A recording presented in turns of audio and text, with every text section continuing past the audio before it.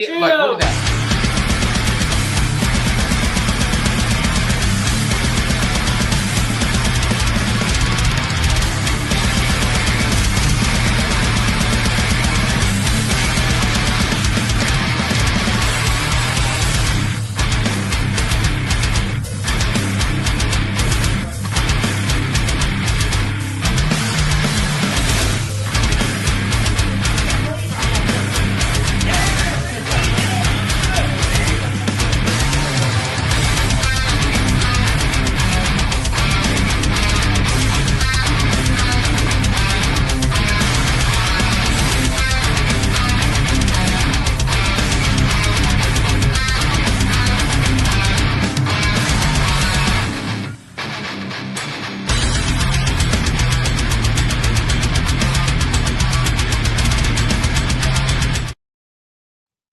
Hey, everybody, welcome to the podcast. Holy Moses, here in the building.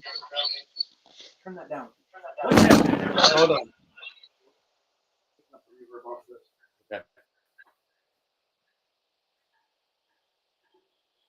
We are, give us a second. I'm not about microphone technical difficulties. We're just going to kill my phone. Okay. We're just going to kill my phone. We're just going to kill your phone. All right, hold on. We're having some, we will be, hold on. So, you can hear me. Welcome to the podcast. Holy Moses. Tackleberry. Bitter Beauty in the background. Camera profesh right there. And in the house. And in the house, we have Stefan MoMo Morando. I'm going to say it like that. I'm going to say it Mexican. But that's what it sounds like. So sounds good. That'll do for that. So welcome to the show, man. And thank you very much for having me. I know it's very early in the morning over there. So. Nah, it's been up for a few hours. I've got young kids, so I'm all good. So, I want to thank you for taking the time, joining us. And he is live. And what part of Australia are you in? I'm in the far west. I'm in Western Australia, about 60 k's north of Perth, the city. Okay. And a bit of a country town. Okay, cool. So it's pretty kilometers. I know I need to learn my kilometers. It's far. I know it's far. It's probably like really far. Western Australia, definitely. Yeah. We do miles. Yeah, it's probably far. So, I know out there, you guys are just killing the game. You guys are just on from your, the trucks that you're building, and your car club Flatline. Are you a member, president? What's how's that go about? I actually started Flatline with a couple of mates back in 2013. Okay. I guess you could. We don't really go by that. We're a pretty lax club here. I guess you could say president. I sort of run everything. Also run a Facebook page called West Coast Mini Trucking, which is just like the community page for all the other mini truckers in WA. Oh, okay, that's cool. Can't go wrong with that. Yeah. Can't go wrong with that at all. When you started the club, and you guys, were you set out to be as big as you are now? With you guys probably have many chapters, or not as, or just as. To be honest, we actually aren't overly big. The mini trucking community in WA is nothing compared to the eastern states. We've got laws that sort of stop you from having bagged, mini trucks engineered and all that. So unlike the eastern states, we are still fairly small. We've got, I think it's about 13 or 14 members in our club at the moment. And I guess we kind of, rather than just adding anyone and being like, yeah, you've got a mini truck and all that, we start with, strong mates and friendships and all that. So that's sort of the main thing for us, is just having good people in the club. I need to figure out something. Hold on. Good. No, so that's man, dude, that's awesome that you're able to have a small club. It's you and your friends, and you guys are building the cars that you guys are building. Is there any criteria that other than you guys accept? Because I see you got your Volvo, your limo, and then you have the Sheriff, which is the truck that you got from. Okay, did you save it from going to scrap, or like did somebody just have it up for sale and they're like, hey man, it's on marketplace before I put it on. Do you want to purchase it or? Well, when I sold it, it was a bit of a funny story. I swapped it for a BMW because it was kind of hard to sell a car that was painted as a Sheriff. So I swapped it for a BMW, and then I swapped the BMW for a LS1 powered old like sort of shop truck that a custom shop here had, and I ended up selling that on before I really got into it. I just had a good offer and was like, yeah, sweet, get rid of it. I've already got another truck that I'm building. So, and then it went through a few hands. It ended up at a wrecker's. Someone had bought it and took parts out of it, took whatever he needed out of it, and then sold it to a friend of his that I knew. And he put up a post going, oh, who knows anything about the old Sheriff? Because by this time it had been backyard painted in like a pearl white. Yeah. And I was like, oh yeah, that was my first mini truck. I built that years ago and all that. And I said, oh, does it still have the painted tailgate? Because we've got like an Indian and a cowboy on one side and all that. And I said, the roll pan I made out of jarrah, out of timber. I said, has it still got that on it? And he goes, yeah, man, I've got them. If you want them, I'll give them to you. And I was like, yeah, sweet. And when he came up to my property, he saw that I had a few yard art. I've got like a couple of yard art cars, I know Vauxhall and a Mini and Austin and all that. And he was like, yeah, sweet. Maybe a few weeks or a month later, his mate went to drop it off at his house, but couldn't fit it on his trailer, so he just cut the whole front end off. Oh shit! So when he got it, he was like, I can't do anything with this cab now. And he hit me up and he said, do you want the Sheriff as yard art? And I went, look, man, you've got plenty of stuff on it you can sell. So I'm not gonna pay for it or anything. I don't. You can sell it. And he was like, no, if you want it, you can have it. And I went, well, that'll be sweet. So I got him up for the day. His name's Reese. Yeah, good bloke over here in WA, and he came up and helped me position it where it will now live out the rest of its days, rusting away in my yard. Dang, that's crazy though, because like when I saw the video and you're like, he's putting this he puts it together, and he just sets it in his yard, and it's just like, bam, and at the end he's like, that's where it's gonna live, that's where it's gonna be, it's gonna be there forever.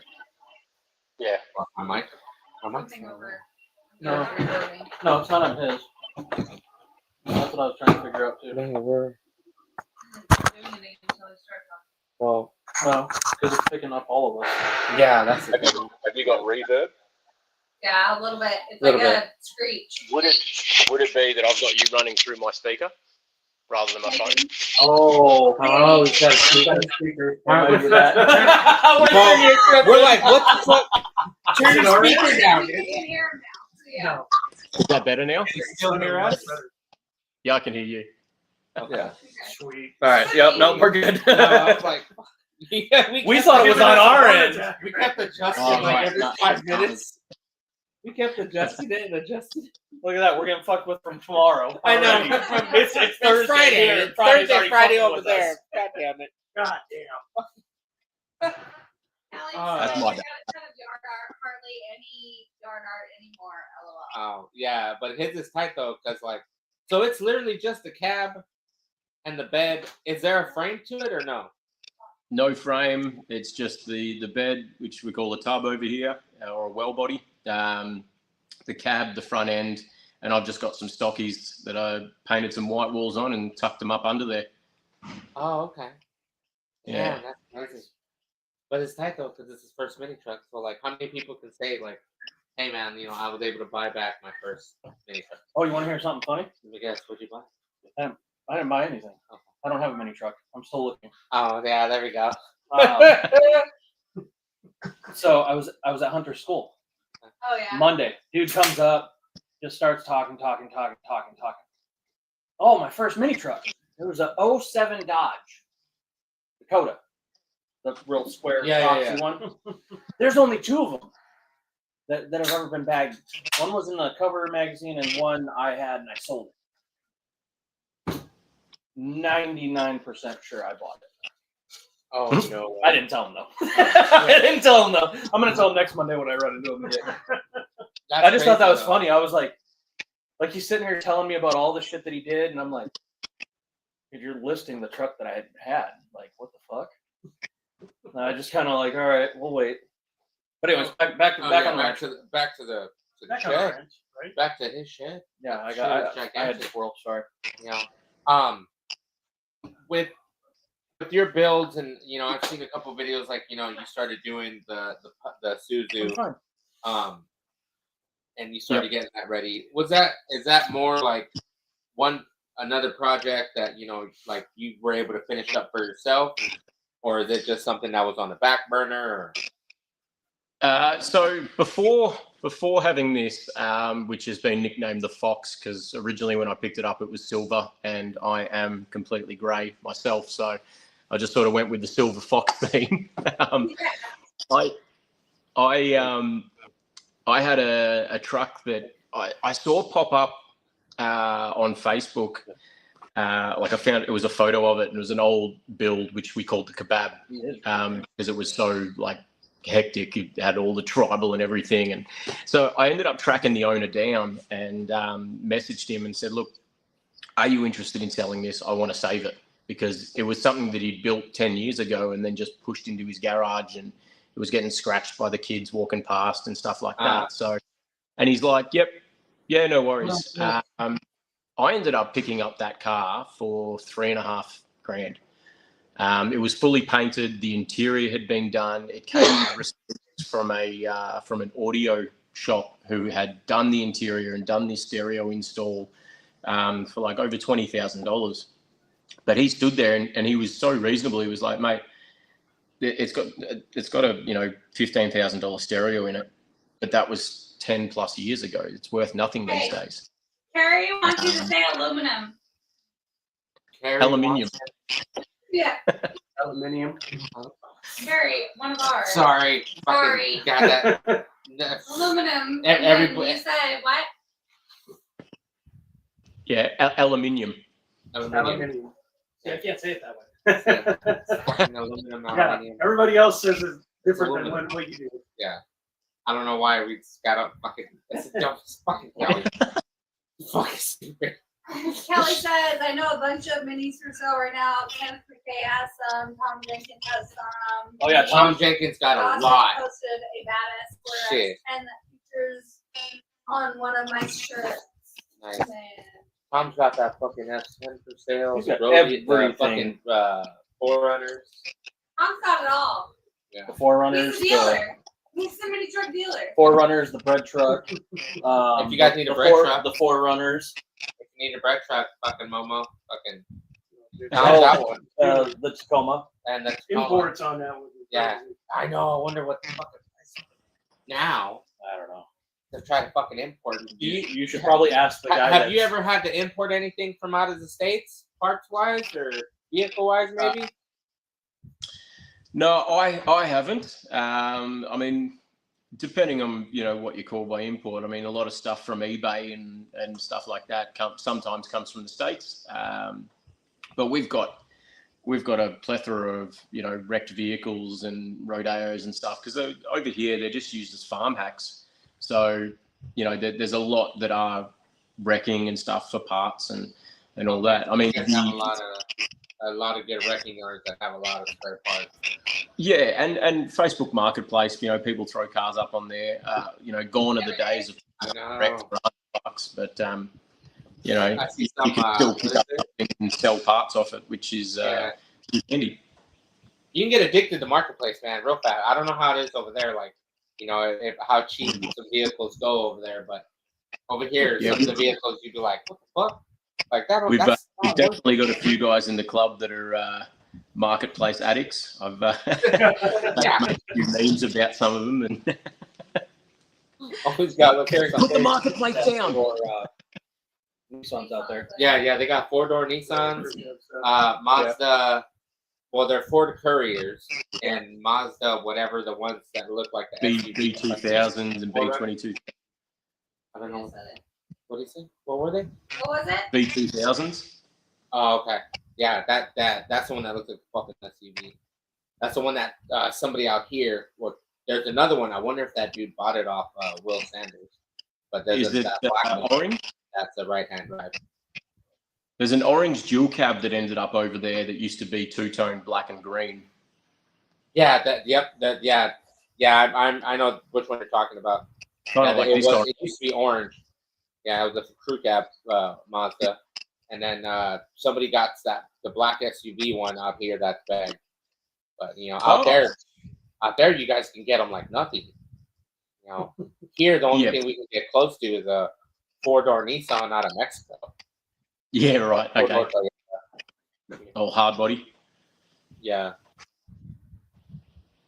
Yeah.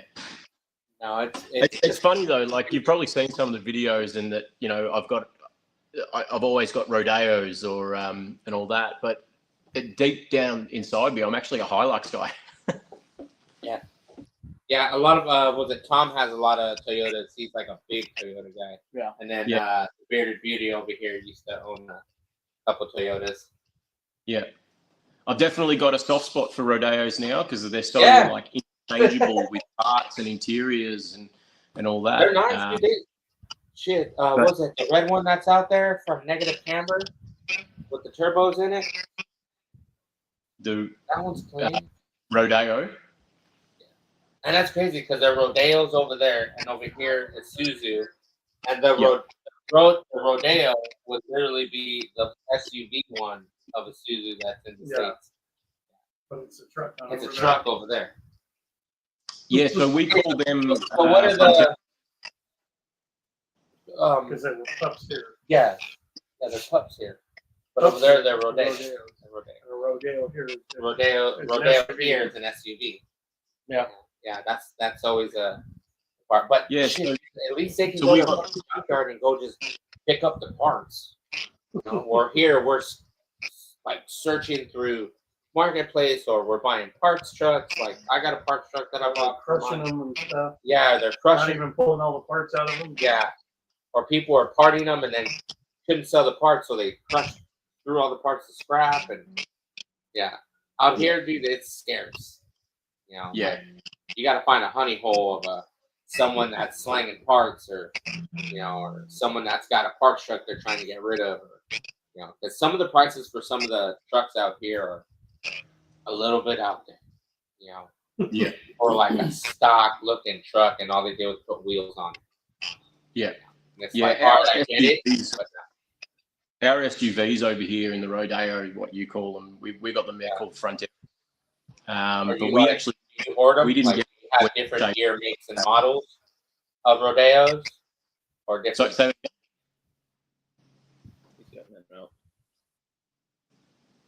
Sorry, go again. Say it again. Say it again. You. Yeah. You. Your question. What I was saying is like, do you order them? Do you have like a couple more Rodeos that you have sitting in the yard? Like, do you collect them? Do you buy more than one? Whenever you can. I generally get rid of them once I've taken what I need, because if I have way too many cars here, I think my wife's going to be a bit upset and just having shit laying around. But I've got a bagged Rodeo chassis sitting out there, just waiting for the day that I find something to put on top of it. Oh shit! Nice. Yeah, I've got plans down the track that maybe when this gets stickered, I might take the body off, put it on a different chassis, sell it, and then put a Holden Jackaroo on this, which is a full drive body. Okay. Oh yeah, man. That's tight. Yeah. Already so then got projects on projects. Yeah. Well, the next project is this one out here, which is the 1958 Daimler. It was too cheap to pass up, and we used it as a wedding car a couple months back. And I'm going to keep it all original, keep the motor in it. Just going to fix up the paint on the boot, bonnet, and roof, and You're gonna bag it?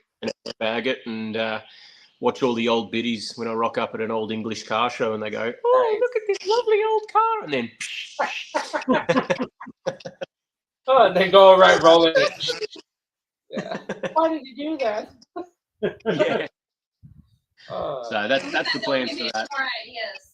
What? Yeah, somebody said he needs more ideas. Look at the shed. He needs to add more stuff in that shed.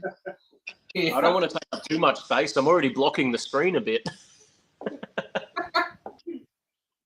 It's not enough. You need more. You need more. You need more. Yeah, more stuff. More. I know. It's like that's badass still. That's tight though. All you need now. You do so whenever you work in there, you just pull everything out and then do the work, or do you have a different area where you do the work? This sort of area here is basically where we do the work. I've got to buy a car hoist soon to throw in here, but majority of this build was actually at my mate Hayden's house, in his shed, because he's got the whole setup and everything in there. Oh, okay. So that's where majority of the work done. I've got my existing shed here, which backs onto the new shed, and that was where I painted it, because this was. I haven't uploaded all of the episodes onto the YouTube channel of Inspired Existence, but I have done it on the Facebook page. But this build was it was actually an old Eastern States truck that the guy had moved over west. His name's Matt Carter. And he started to look at an engine conversion and then just sort of fell out of love with it. I ended up purchasing it because I've got this sort of thing. I like saving mini trucks. I don't want to see them go to scrap. So I went in a little bit of a different, I went in a little bit of a different direction to what he had in mind. And in the build series with Inspired it's basically what you can achieve with little knowledge. Like, I'm not a mechanic. I'm not a panel beater. I'm not a painter, but I have good people around me that have knowledge in those areas that when we get together, you can build something cool. You know, it's not perfect. There's panels and stuff on this that need to be fixed, but I drive it. I just drove it across Australia car show, and I did, it's not a trailer queen. So yeah, I saw where you and you and your homie Tommy got driving on your way to ECC. So yes, so you built it to be reliable, and and you do drive it daily. So that's it. Why not? The engine's basically stock. It's got an upgraded turbo on it, but that's about it. I didn't want to have to, constantly have to fix it because of something that I've upgraded. It's got plenty of power for what it needs, and it's a fun car to drive. So, it's been saved. I've finished, sort of finished the build. There's a few things I want to fix up. There's some panels on there, some old bog work and stuff that has gone pretty bad. So we need to fix that. And then repaint it. I'm probably going to look at putting some graphics down the side of it. I'm in that gold, black, and brown sort of era, so I'm going to stick with that and maybe do some black and gold, grey graphics down the back of it. But that's the next sort of project when I have time. But yeah, for now, I've got to get a hoist in. Goddamn Tanner. What up, Tanner? I'm not reading Tanner's this. all, what up, Curtis? I'm not reading this comment. No, Fucking Tanner. fucking Tanner. Now, what's funny is a lot of people are commenting. A couple of our homies are on. Well, I think he might have even been out in Australia Oh yeah, at one point. yeah. I don't know. A lot of our friends be going out there. I want to go out there now. I told you how much. I know, and I want to go out there to I want to go eat at their what the fuck is it? Hungry Jack, aka Burger King. Burger King. Yeah.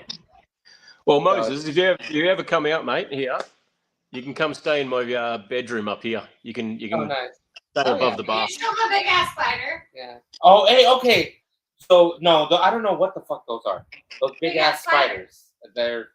It's Huntsman. probably not where he's at.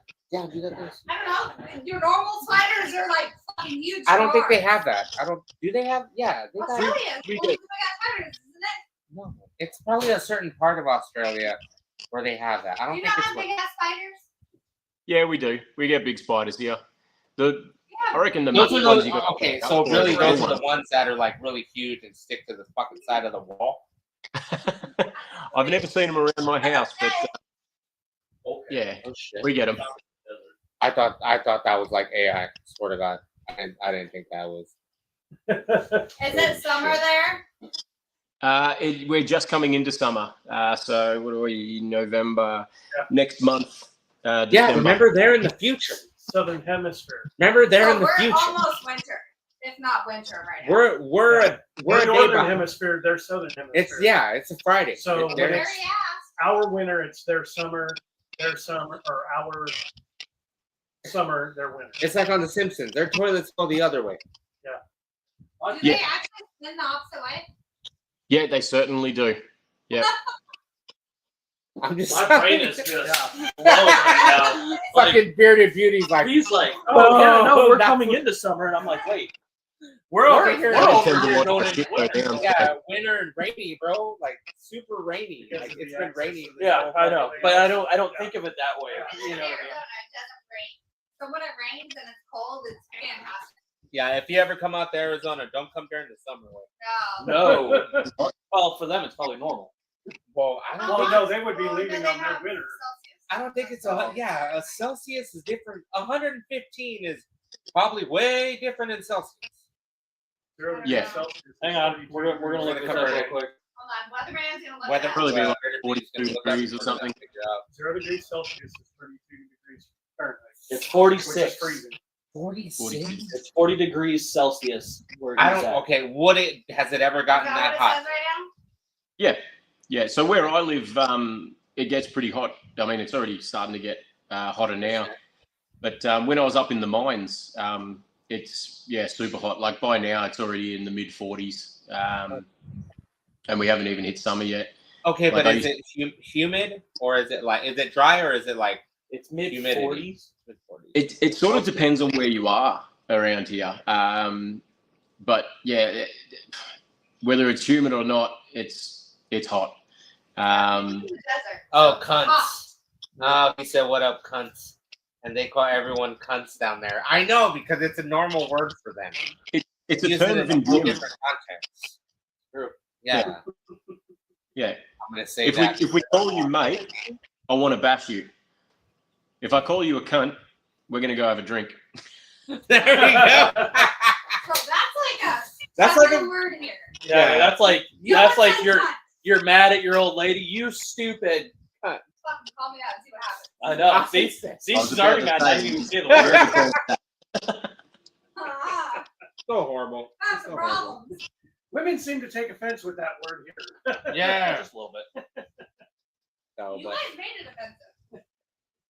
we didn't. I was going to say, I didn't. I didn't. Well, when I got to ECC and the Americans rocked up, they were like, "Call me a cunt." Oh, Your friend Josh said your side of the country is shit.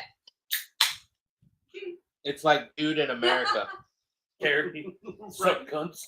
Now Now it's just No. this is just gonna be a whole episode of this now. we're gonna be sitting here calling each other. Actually, here you go. I'll show you something. So I no longer own the Volvo. I sold that years ago, but I managed to keep the boot lid. I don't know if you can read that. Oh shit. Where is it? Cunt. Oh. It says cunt right there. Oh shit, he does. That's awesome. No. Look at that. Dude, look at that. Wow. Unbelievable. Yeah. So That is badass. Where we are off. Yeah, that's I not a word we use here. That's funny. Dude, that thing is huge. It might as well just be I was like going to say, that's like beyond the shed. it's beyond a shed. That's what I It's thought. not a shed. It's when- a garage. Well, over there Well, they it's call even them beyond- sheds. It's Yes. even beyond it. So do you have The regular garages shed. or no? That's a shed. That's a shed. So the shed. Do they call anything garage? No. No. Called a No. shed. A They got garage would carport be and- what you call what comes off the side of your house that you park in. Oh. Okay. Carport. That's what we call a garage. Carport. No. The garage in the front of the house, that's a garage. That's the You garage. park inside a structure or outside of No, your they house? park inside. They park inside. He's got all his shit in Yeah, the shed. the shed is in the back. So The a shop. Shop. For us, it's a shop. For us, it's Carport? a shop. Shit. Yeah. For us, that would be like a Carrie yeah. says that's a shop. Yeah, that's a shop. Oh, that's fucking cute. Yeah. That's bigger than Tom. His shed is bigger than his house. This is basically it's not going to be a shop. It's basically my man cave. So Okay, I've but got I know, but Okay. That's Your- a shop. That's Your a man man cave is bigger than your house. yeah. So for us in America, technically. that would be considered like the man cave, like our shop, like Yeah. like the shop. Hey, welcome. This is the That's like fucking- the ultimate. yeah. That's like a garage, Yeah. like a big garage, but yeah, that's It was like actually funny that Fit in there. I never thought it was going to be this big until I walked up the fire break and looked at the house to the shed and I went, yeah, that's bigger. But to us, that's bigger. See, but that's what all of us strive for. Is to have Is a to shop have that a big. house, but The we shop. want the shop or the shed shed to be bigger than the bigger house. than the house. Period. You got to have room for your toys. All he's gonna watch, he's gonna be like, yeah, we got refrigerator, a kitchen. I'm like, dude, it's like an apartment, but without the apartment. Apparently, you need to show us the outside toilet. This one wants to sit. No, it's on here. I'm on YouTube. It's on Hang on. YouTube. All right. YouTube's popping right now. That's why I went to YouTube. Oh, wow. Yeah, dude, everybody's fucking on there. So this is my I old just shed. made a comment. So, okay. Oh, we're going. Look. Oh shit, here we go. Oh, look at that. Look at that.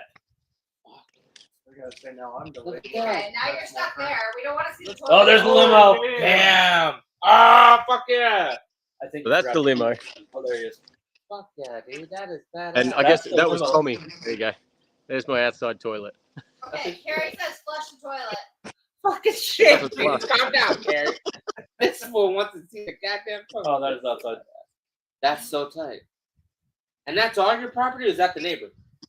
No, this is all my property. We live on 5 acres. 5 acres? Nice. Yeah.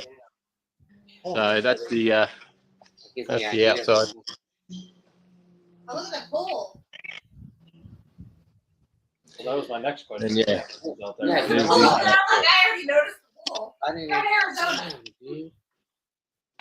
Out. That So this is the Daimler. This is the Daimler that's going to be the next I'd project. never go in the house. Damn, dude, I would never go Like in you the can house. live out there, literally. Dude, he's got a bar and everything. We're all That's sick. fangirling What is that? Right now. What is that? 1958 Daimler. Yeah. So let me grab my glass. I might fill it up. Oh shit. Dude, that's clean. Damn, that thing is huge. And there's an upstairs too. There's a fucking tree in this fucking shed. I know. Carrie says your trees are even cool. I know. He's got a tree in Yeah, his so shed. That's the mezzanine with the bedroom. So whenever we have some delinquents come over from the east, I've got a space for them to. That's so Throw cool. them on up there. There you go. That's dope. That's badass, man. Hang on, I'm just going to pour a beer. Yeah. Hey, I'm just gonna pour me a beer real There quick. you go. In my That's shed. tight. I like that. Fucking, because it's Well, kind of he fun. has it on tap. Damn, dude. Yeah. Look at that. Yeah, you didn't notice that one earlier? Yeah, I know. I saw I that didn't because notice fucking it earlier. just Yeah, he was pouring it on tap. He's got a freaking kegerator. Yeah. nice. That's my goal right there. What are you drinking? I'm actually got ginger beer because we ran out of the cider and the beer. So ginger beer it is. Oh, okay. Dude, how much is a keg over there anyway? These are only smaller 19-litre kegs. They call them cornies. So they're about $68 to fill. 68. It's like that's as much. I don't know. as I haven't filled a keg since. Well, hang on. Let me think about this. It's not. That's a. Probably I'm gonna say that's a not. 25. That's about yeah, but that Yeah, I was back- 25, and Yeah, it was like $75 for a keg, Yeah. a full keg. That's not bad. It's more of a novelty having the bar. So That's tight. yeah. Shit, I wouldn't go inside either. I'd be like, I'm working on my car. Okay. Yeah, you'd be like, I'm That's my wife. That's your wife. I knew it. What? What? Hi, babe. Must be a good wife. Must have a Have good shade one. set up. Oh, there we go. There we go. Yeah, there we go. Look at that. Oh, never mind. She's like, No, That's all right. she, A keg She in, is. keg in the United she States is a good wife. 150 to 190. Holy That's crap! it. Hey, For a keg? Trader. Yeah. You That's- got a smaller one. I know that's just a full size keg. So- yeah, like that's a- a full So size. his, This his is a price 19. is probably right. Yeah. Yeah, that's about right for. That's Yeah. not bad. I was just trying to match the prices. That's all. That's fine. Well, that's still I'm trying to badass, do though. that worldly conversion. I know. We're trying to convert it all over, so when Yeah. we go over there, we're like, all right, cool, let's go get a keg. Things are not in Fahrenheit; they're done in Celsius. It's not standard; it's metric. That's something. So they It's still not have standard. Counterclockwise, It's it's not clockwise. It's it's counterclockwise. counterclockwise. Yeah, fucking Kelly over there. Go flush the toilet. The fuck? No, Kelly, we're not gonna spend 5 minutes to him go flush a fucking toilet. No, Kelly. Drop a deuce and watch No, it yeah, flow. yeah. If he's gonna do that, he'll send you a private video of a dropping doozy. Yeah, so The yeah, limo. What made you, or how did you acquire that? What is it? A fucking Mercury? Daimler. Daimler? So Jaguar bought Daimler out in the 60s. Well done. No. That would be like a Ford Taurus to us, because it has a Ford Taurus look like body almost Mercury. Yeah, I'm sad another badass Australian guy. Hell yeah, dude! Fucking that's all we got, dude. We've interviewed is the like our majority of everybody in Australia. This is our fifth or sixth. Yeah, Bootsy, Shane, Paul. Fuck. Who do we have here in Arizona?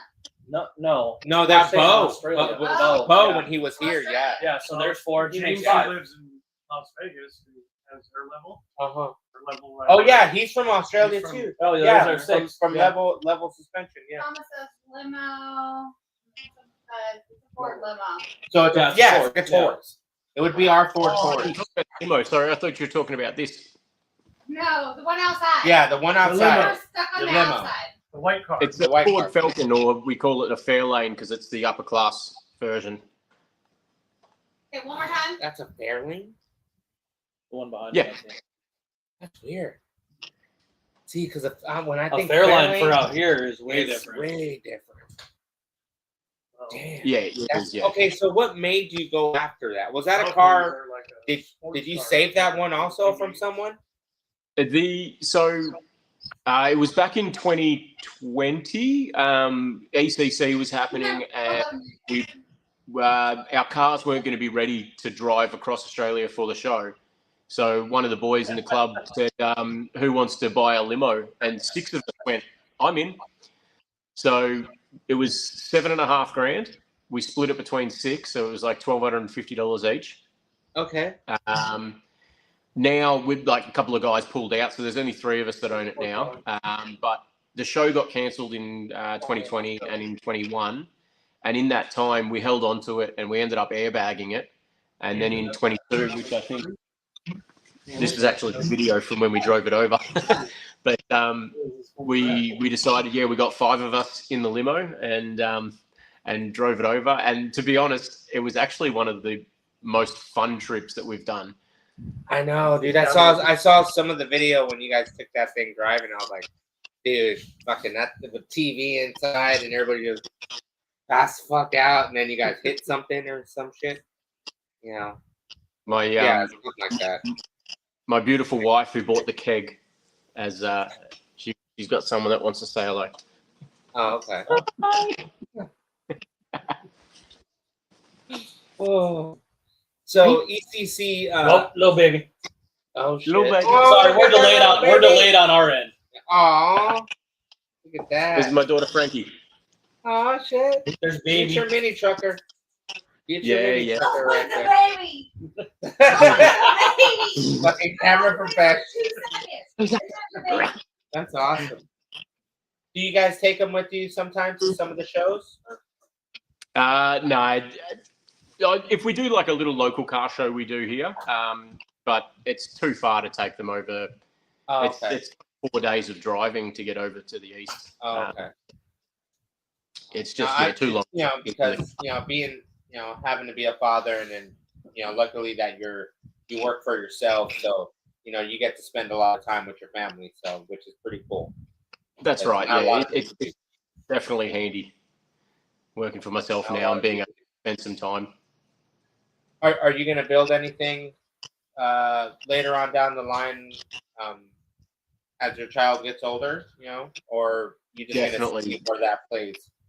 Definitely. I've got a 5-year-old, a 3-year-old, and Frankie's 6 months. But yeah, when the kids get a little bit older and they can hand me, the spanners and a beer, then definitely I'll be pulling them into the shed to build something cool that they can grow up with and they can drive. And yeah.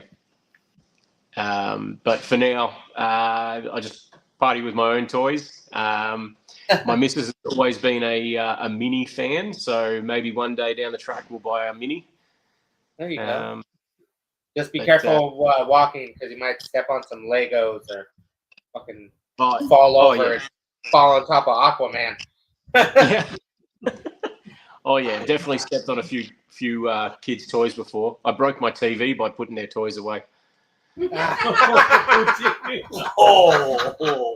Holy shit! That's bad. That's bad. It's okay though, because I ended up going up 10 inches and getting a bigger TV. So. He's like, that's why. Silver lining. That's why. Can't break the projector screen, that's for sure. Well, you probably could, but yeah. Gonna take a little bit. My project so far will just be this and the Jackaroo. Is there anything that you are looking forward to next year or in future projects like the one you have in the back, or are you trying to shoot for a certain show with the future project? No, now that ECC, so East Coast Cruise was basically our go-to Eastern States show for us. Like it's because it's such an expense for us from the West to head over there. It was like pick one. And now with a family, I can't, take too much time off and all that. So now with ECC done, there are a few other shows that will take its place. You've got Halfway Havoc. There's Island Fever in Tasmania. It's a different country, just a little bit off Australia.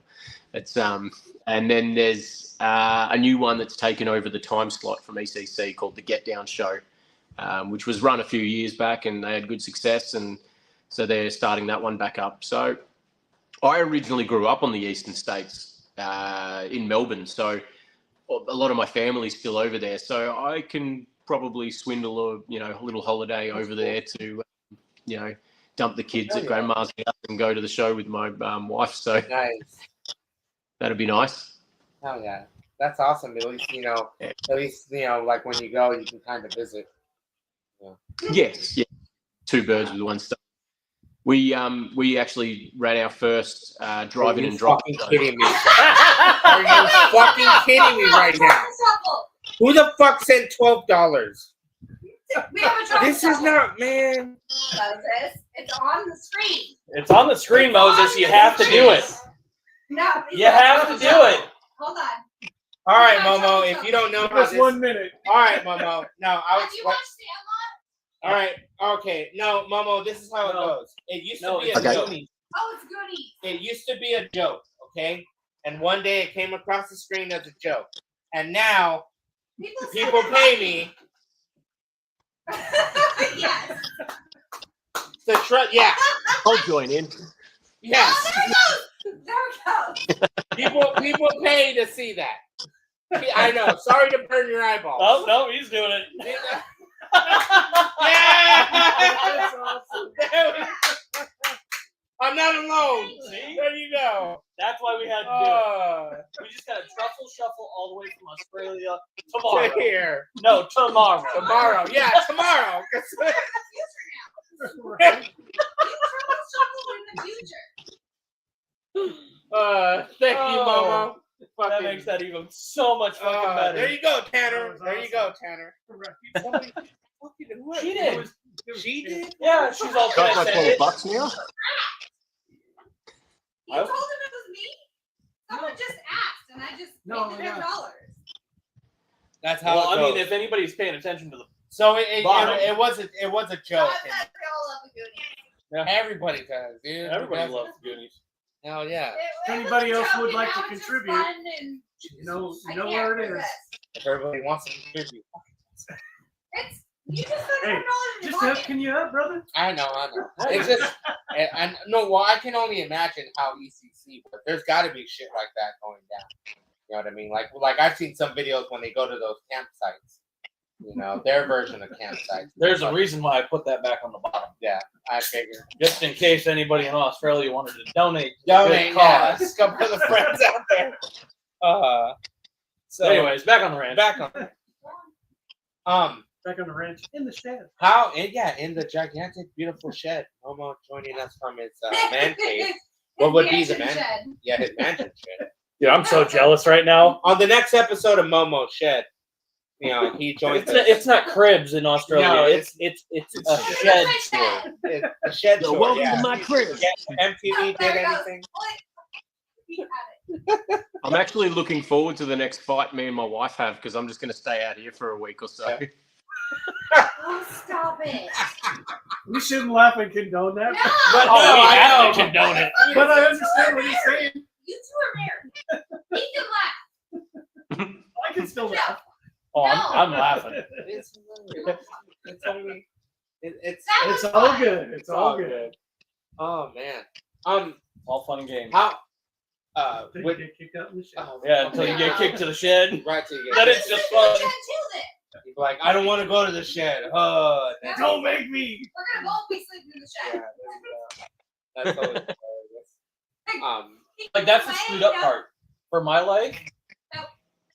we would end up in the shed and the kids would just have the house. Oh yeah. We would Fuck never. them kids. You guys would never Fuck leave. them There's kids. a keg, there's a mini kitchen, a limo, bedroom. I'm pretty sure there's an outside pisser. Yeah, it's probably a Kids joke. are Huh? staying in the house. There's a Fuck the toilet and house. shower up there. And And it's showers. and a shower, That's all I need. Damn. and it's got a tree growing in the freaking There shed. you go. You know that You're set, literally. Yeah, I'm never leaving. Fuck That them. makes me not want So to you leave. have only littles. We have a mixture. Yeah, I've Yeah, got they I've have got 19, 16, 12, 9, I have none. 6. I got none. Thank God. Wes? Mate, you couldn't pull out of the driveway. No, What? we can't. What? We had a bus for a reason. We had a suburban. I sold it. Yeah, yeah. No, but more than likely, if you were here in the States, they would probably try to buy the limo. The olders don't live here anymore. Oh, I would buy that limo in a That's what I'm heartbeat. saying. Like, I know you would go after that limo. But still split parents. So Well, remember, if you ever go to it's sell a the little limo, escape, but yeah. if you ever sell the limo, fucking Greater Beauty wants first dibs. We don't know how much that's going to cost to No. have it Oh sent my out God. here, You're not even know. but you know.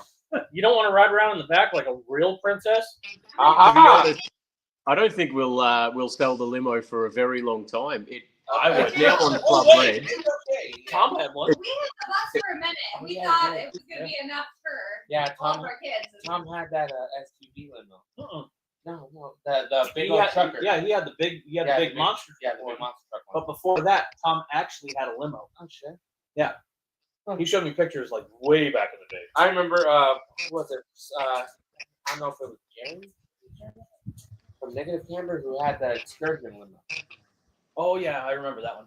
He had the excursion limo. A homie of ours back in the day had the excursion limo. If there's one bit of advice I can give, if any of your mates ever say we should buy a limo together, the answer is yes. It's one of the funniest and coolest decisions we've ever made.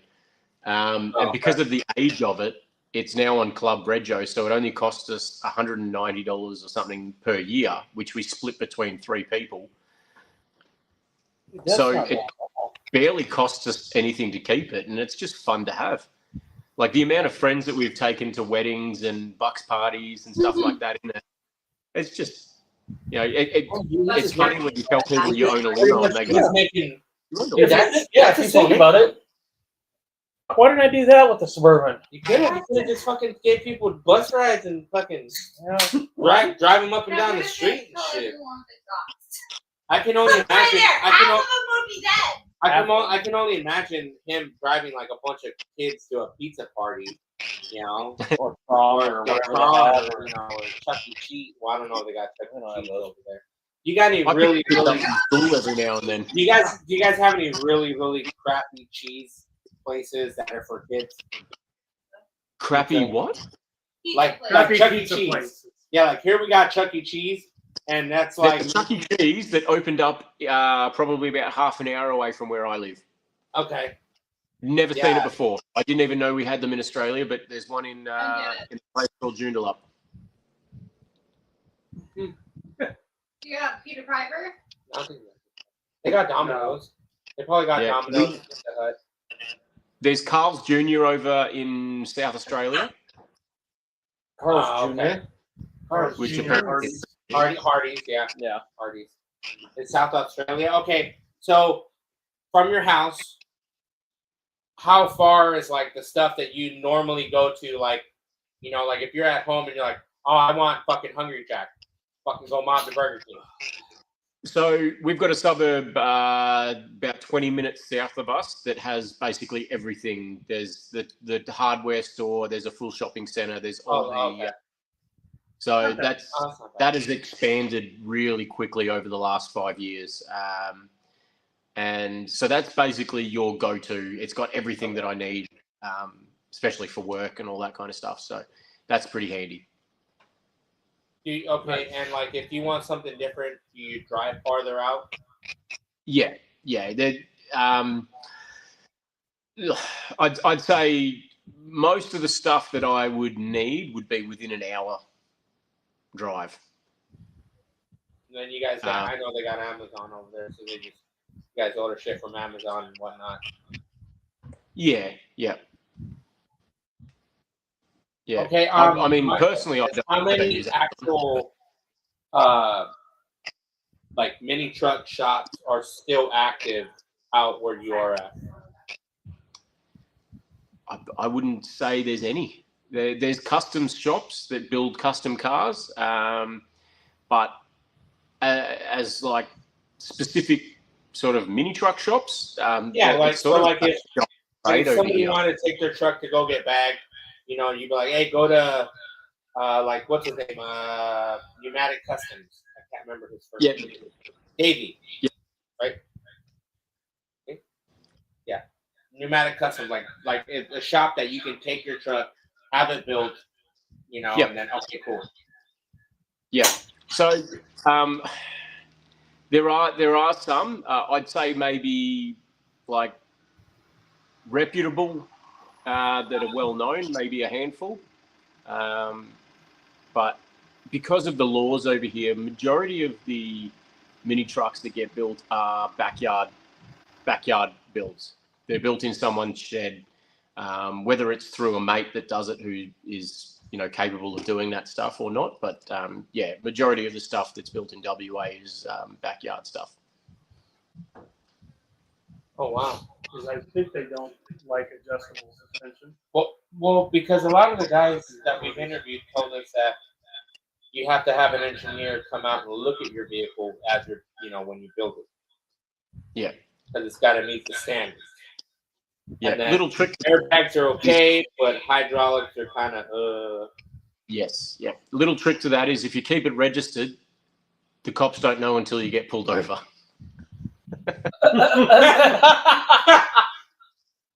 Which is another reason I've never driven anything that has been engineered, except for this, Mr. Officer.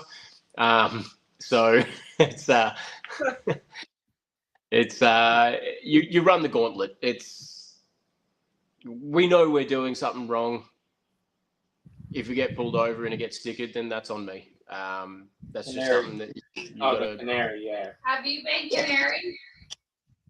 I got canaried in the sheriff years ago, but I must have had a shit cop because I got canaried for everything that I actually had legal. he just wasn't happy with it. And I took it over the pit, and I got an inspection, and it just passed. So, but that was a static truck. So, yeah, it was very easy. And other than that, never been pinned since. So. No, but they do that. They still rev the fuck out of the shit out there. Yeah. Like you can't I think I've seen some videos where they're just flying down the goddamn freeway and it's just fucking ripping shit up on their throat. No, out there, Bootsy said that they always do it on a back road, so that way they don't get caught. Yeah, so that's what I'm saying. Like they got better back roads than we do. Oh, yeah. There's actually a video on the Inspired Existence YouTube channel when Shane came over to Perth. And I had the Volvo at the time, and one of the club guys, Byron, he had his old Hilux. And we went out dragging one night, and we pulled up at somewhere to eat, and Shane turned to us and he's like, dude, you guys drag anywhere you want. Like, we go find a secluded road and whatnot, and you go, and we're like, isn't that normal? No, it's like us here. Like you're driving, you're dragging it anywhere you go. Oh yeah, to the gas anywhere station, and everywhere. To the gas station, to McDonald's, to fucking Jack in the Box, down the freeway. You know, I definitely try and for a test drive. You're dragging it wherever the fuck you're trying to. Yeah, I definitely try and be responsible when I'm out on the road and there's a lot of people around and all that. But if you get a bit of a gap, and I mean, there was one night I was in the Volvo and there was the BMW 4-wheel drive in front of me, like swerving all over the road, and I went up next to it, and it's an old lady just like falling asleep at the wheel. So I just got in front of her and just covered her in sparks. I thought that'll wake her up. Yeah, that'll wake her up real quick. Oh yeah, dude, you wouldn't fucking see that. Yeah. Imagine when she came through. I know. She comes in, what the fuck? What the fuck is going on? Yeah. Shooting stars. You know, Yeah. So that's with the shops and the laws that you guys have, and you guys are still building phenomenal vehicles, and you guys are still trying to like step it up more and more. Do you feel the laws trying to crash down on you guys more and more as time goes by, like what said, or like with the way stuff is trending, or new stuff is coming about? Yeah, it's hard to speak for the eastern states just because the laws are different between states in Australia. But we'll keep you posted. There's something in the works in WA here at the moment. I've got one of the guys in the club who runs his own fabrication business, MacFab WA. He's in talks at the moment with engineers to try and get mini trucks completely legalized. So we're working this out, or he's working this out, and hopefully in the future. Updated. And if you want to give us our name to him, we would love to bring him on and talk about that, man.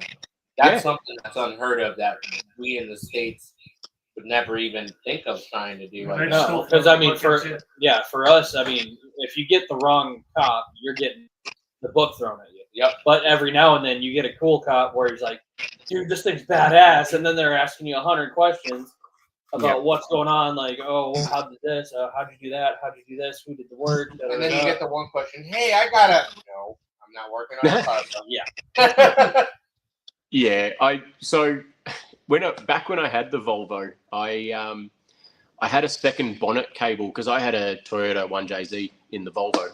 And I had a second bonnet cable installed in it. And I remember one night I saw two cops on motorbikes ride past, and they did a U-turn. So I just pulled over, and they turned around, came over, pulled over. I had a chat with them, and he's like, oh, can you pop the bonnet for me? I just want to do a roadworthy on your old car here. I said, yeah, no worries. So I grabbed the fake bonnet lever, and I pulled it, and it was basically a cable that was connected to nothing.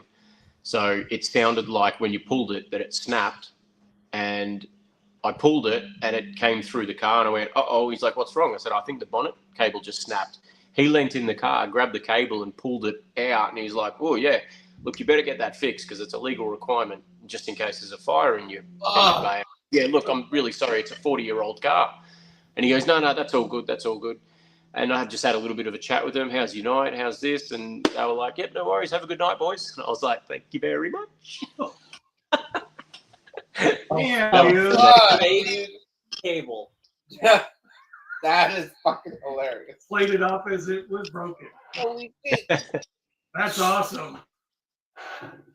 I remember fucking. That's ingenious. Good I God. think the only thing I've ever done was like one time was just unhook the speedo cable on an old pickup. I had. Oh, you'll still get a ticket for it. Yeah, and I'm like, I don't know, my speedo don't work. I gotta fix it. Yep. And I thought to myself, look, I can get a sticker for not having a bonnet open, but if they opened the bonnet and saw what engine was in it, I would have got a red sticker, which means you're not moving it from here. Put it on tow. Now I gotta find the red one. Damn, dude. That's like that video I've seen where they show some dude in like Germany or some shit, and he's at a car show and he opens the trunk, and it's just a plain trunk. And then all of a sudden somebody walks by and they look and then they pass it. And as soon as they pass, he hits the button and the fucking thing comes out with the hydraulic pump. And I'm like, that's fucking tight. But I just look at it as if you're building something like that, dude, how far is your cylinder set up to fit that? Gotta have long enough hoses, that's it. That's where I'm just like. Long enough hoses and power. So out there, who of your friends has some hydraulics? Other than that Pathfinder, who was that Pathfinder? The black one? Well, Tommy that I just drove across to ECC with, he's got a 1986 Lincoln town car, which he only just got it finished about a month ago, and so that's on hydraulics. There's not, I can't think of any mini trucks in WA that are on hydraulics, but there's definitely a good scene in the low riding community, which, as much as mini trucks and low riders are, two separate sort of scenes, there's definitely an appreciation for both, and a lot of the low riders started in mini trucks years ago. So whenever there's a low rider show, the mini trucks are invited, and vice versa. Like we started running a show in June, which was a WA version. So a friend of mine, Hayden, from South Australia, runs a show called the Drive In and Drop It. And we worked together with him and ran our version over here called the Drive In and Drop It WA, which was open to anything low. We had mini trucks, we had low riders, we had stance cars. There were there was a drag car, an old Falcon with a barrow motor dropped into it, and old school cars. It was we don't discriminate. Like, it's not like, you rock up in something, oh, you're not a mini truck, piss off. You've made the effort to come here. Welcome. Come on in. Thank you very much. And I think because the mini truck scene in Western Australia isn't as big as over East, the appreciation for anything low and all that is just, we're all welcoming. I think one of my favorite cars of the day was a little MX-5 that was on airbags in Nardo Grey. Yeah. Like, it was just cool. That's tight, because you don't see, you would never see something like that, like an MX. Like, Jeff, who was out there, has that Mercedes that he just switched up. That thing is fucking, crazy. And then you got Bobby, who's got his Suburban, his old OBS that he's had from, the 90s, I think. It's been a while. Yeah, it was a yellow one. And he's got that out there. What is that? But what makes me laugh is, you have people that are still trying to build their own, you got a hold of your share of, you got people that are buying back, slowly trying to find their old first truck, their first mini, their first car, whatever they bagged out first. Bit of a nostalgia thing. Because I'm on there.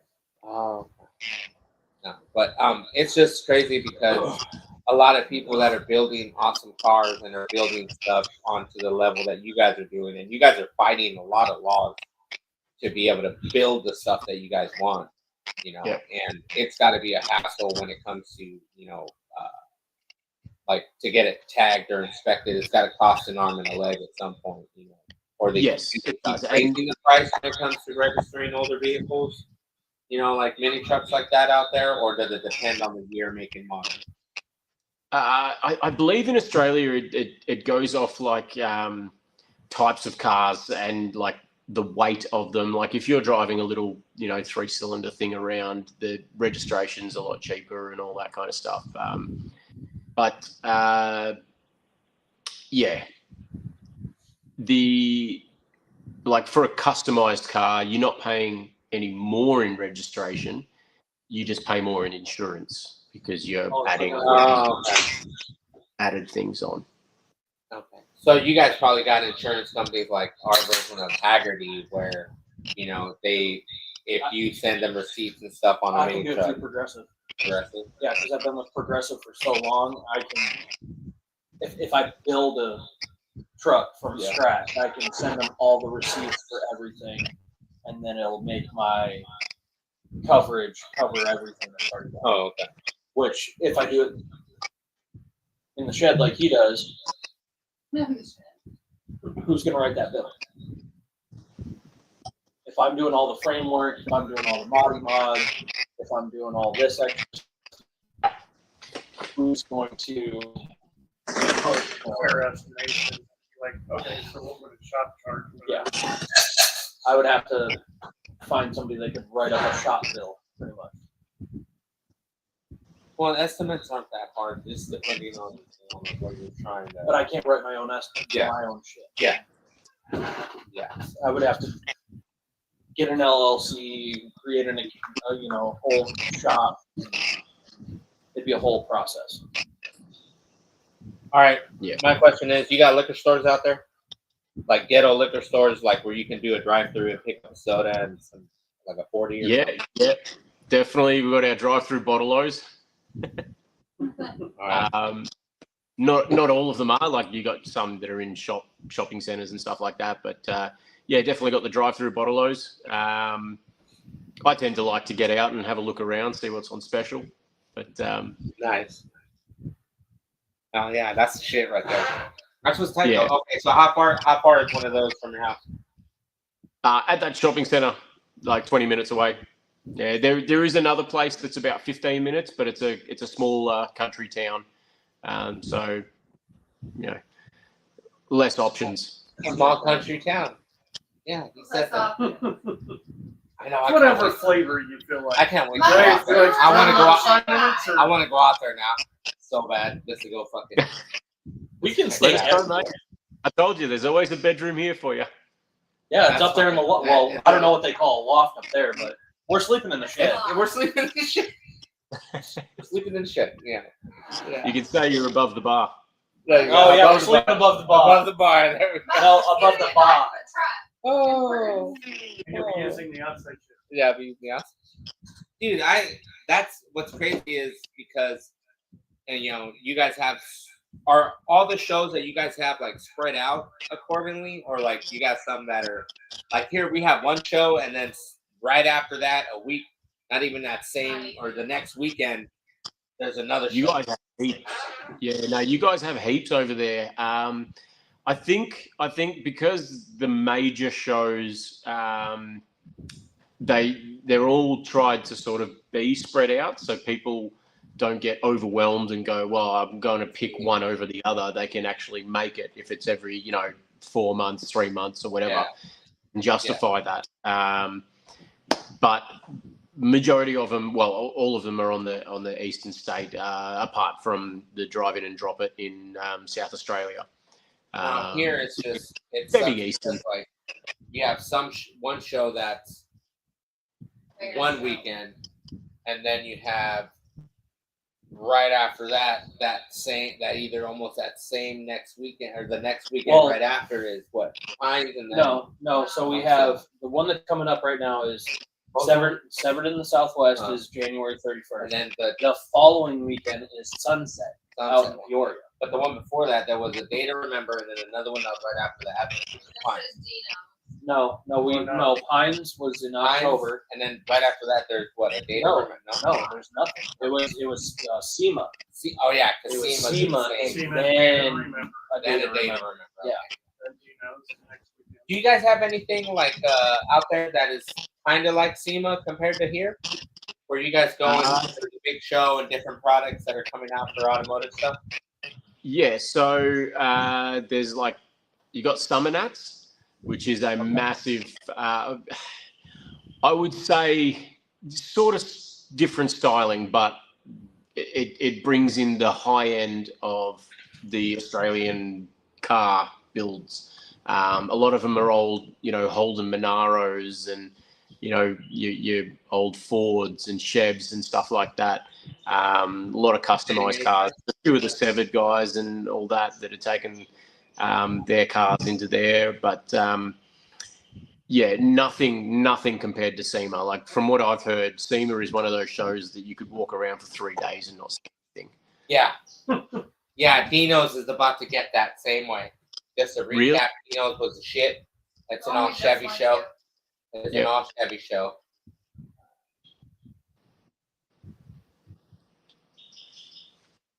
Okay. What is the biggest show that you guys have over there? The biggest one for minis. for minis, like that For minis? everybody goes to. Unfortunately, it was ECC, East Coast Cruise, which this year was its last year, and we literally last night we rocked up home back in this. So it was around 5:30 at night. By the time we got back. Damn. Sorry. That sucks, man. It does. It was I think 2001 was their first show, and over the years it evolved into what it is today. My first show going there was in 2015. So we've driven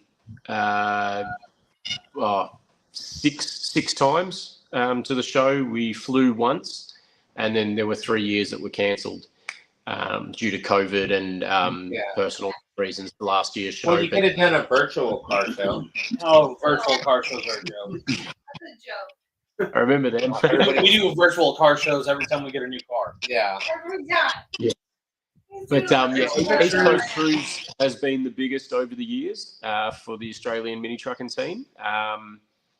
There are other shows that have been running for over 10 years as well that are still going.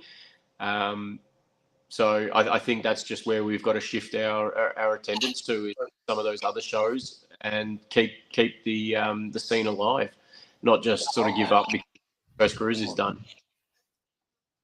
Do that. Okay. With it going away, Keep going. That's why I keep going. with it going away, do you think later down the road you guys might bring it back, or is it just Somebody else brings it somebody, back. yeah, somebody else, maybe a friend of yours or somebody, or you guys just that's it. Well, I mean, I'm not involved in the running of East Coast Cruise. That's a negative camper show, and speaking to the guys there, they're running a show isn't something that you can just hand over to anyone in the club. You've got to have a certain drive to run a show and all that. I can understand on their behalf of not wanting to pass it on to another club to run, because you then run the risk of the show, turning to shit. You also don't have the option of rerunning that show in say 5 or 10 years and having a reunion show, because you no longer hold on to that. So it's one of those things. It's understandable. As they say, they're all getting old, and over 20 years of running the show, and I thought about it, and I thought, shit, you're 50, you were in your late 20s when you started, late 30s. No. Yeah, late 20s. I know. Late 20s of running that show. So it's like, wow, that's a big slog, trying to get that every single year and build it bigger and better. So, I mean, hats off to them. They did an amazing job. running ECC and bringing everyone from all over Australia together. It's something that most of the shows in Australia would probably strive to be. So yeah, it's sad. It was definitely, it's a soft spot for us because that was our first Eastern States show. So hopefully someone picks up that and it keeps going. Well, I'd love like to hear a reunion show. Yeah, that's like us here when Art of Noise, they because of what was it? Where they were at, they were bought out by an amusement park company. Six Flags. Yeah, Six Flags, and I've been there. they had one last hurrah big show, and it was a big ass turnout, and it was the 4th of July show, and it was a very big turnout, and then they announced that it was going to be the last one, and it was just like it hits hard because I get it, we're all at the age that we're at now, and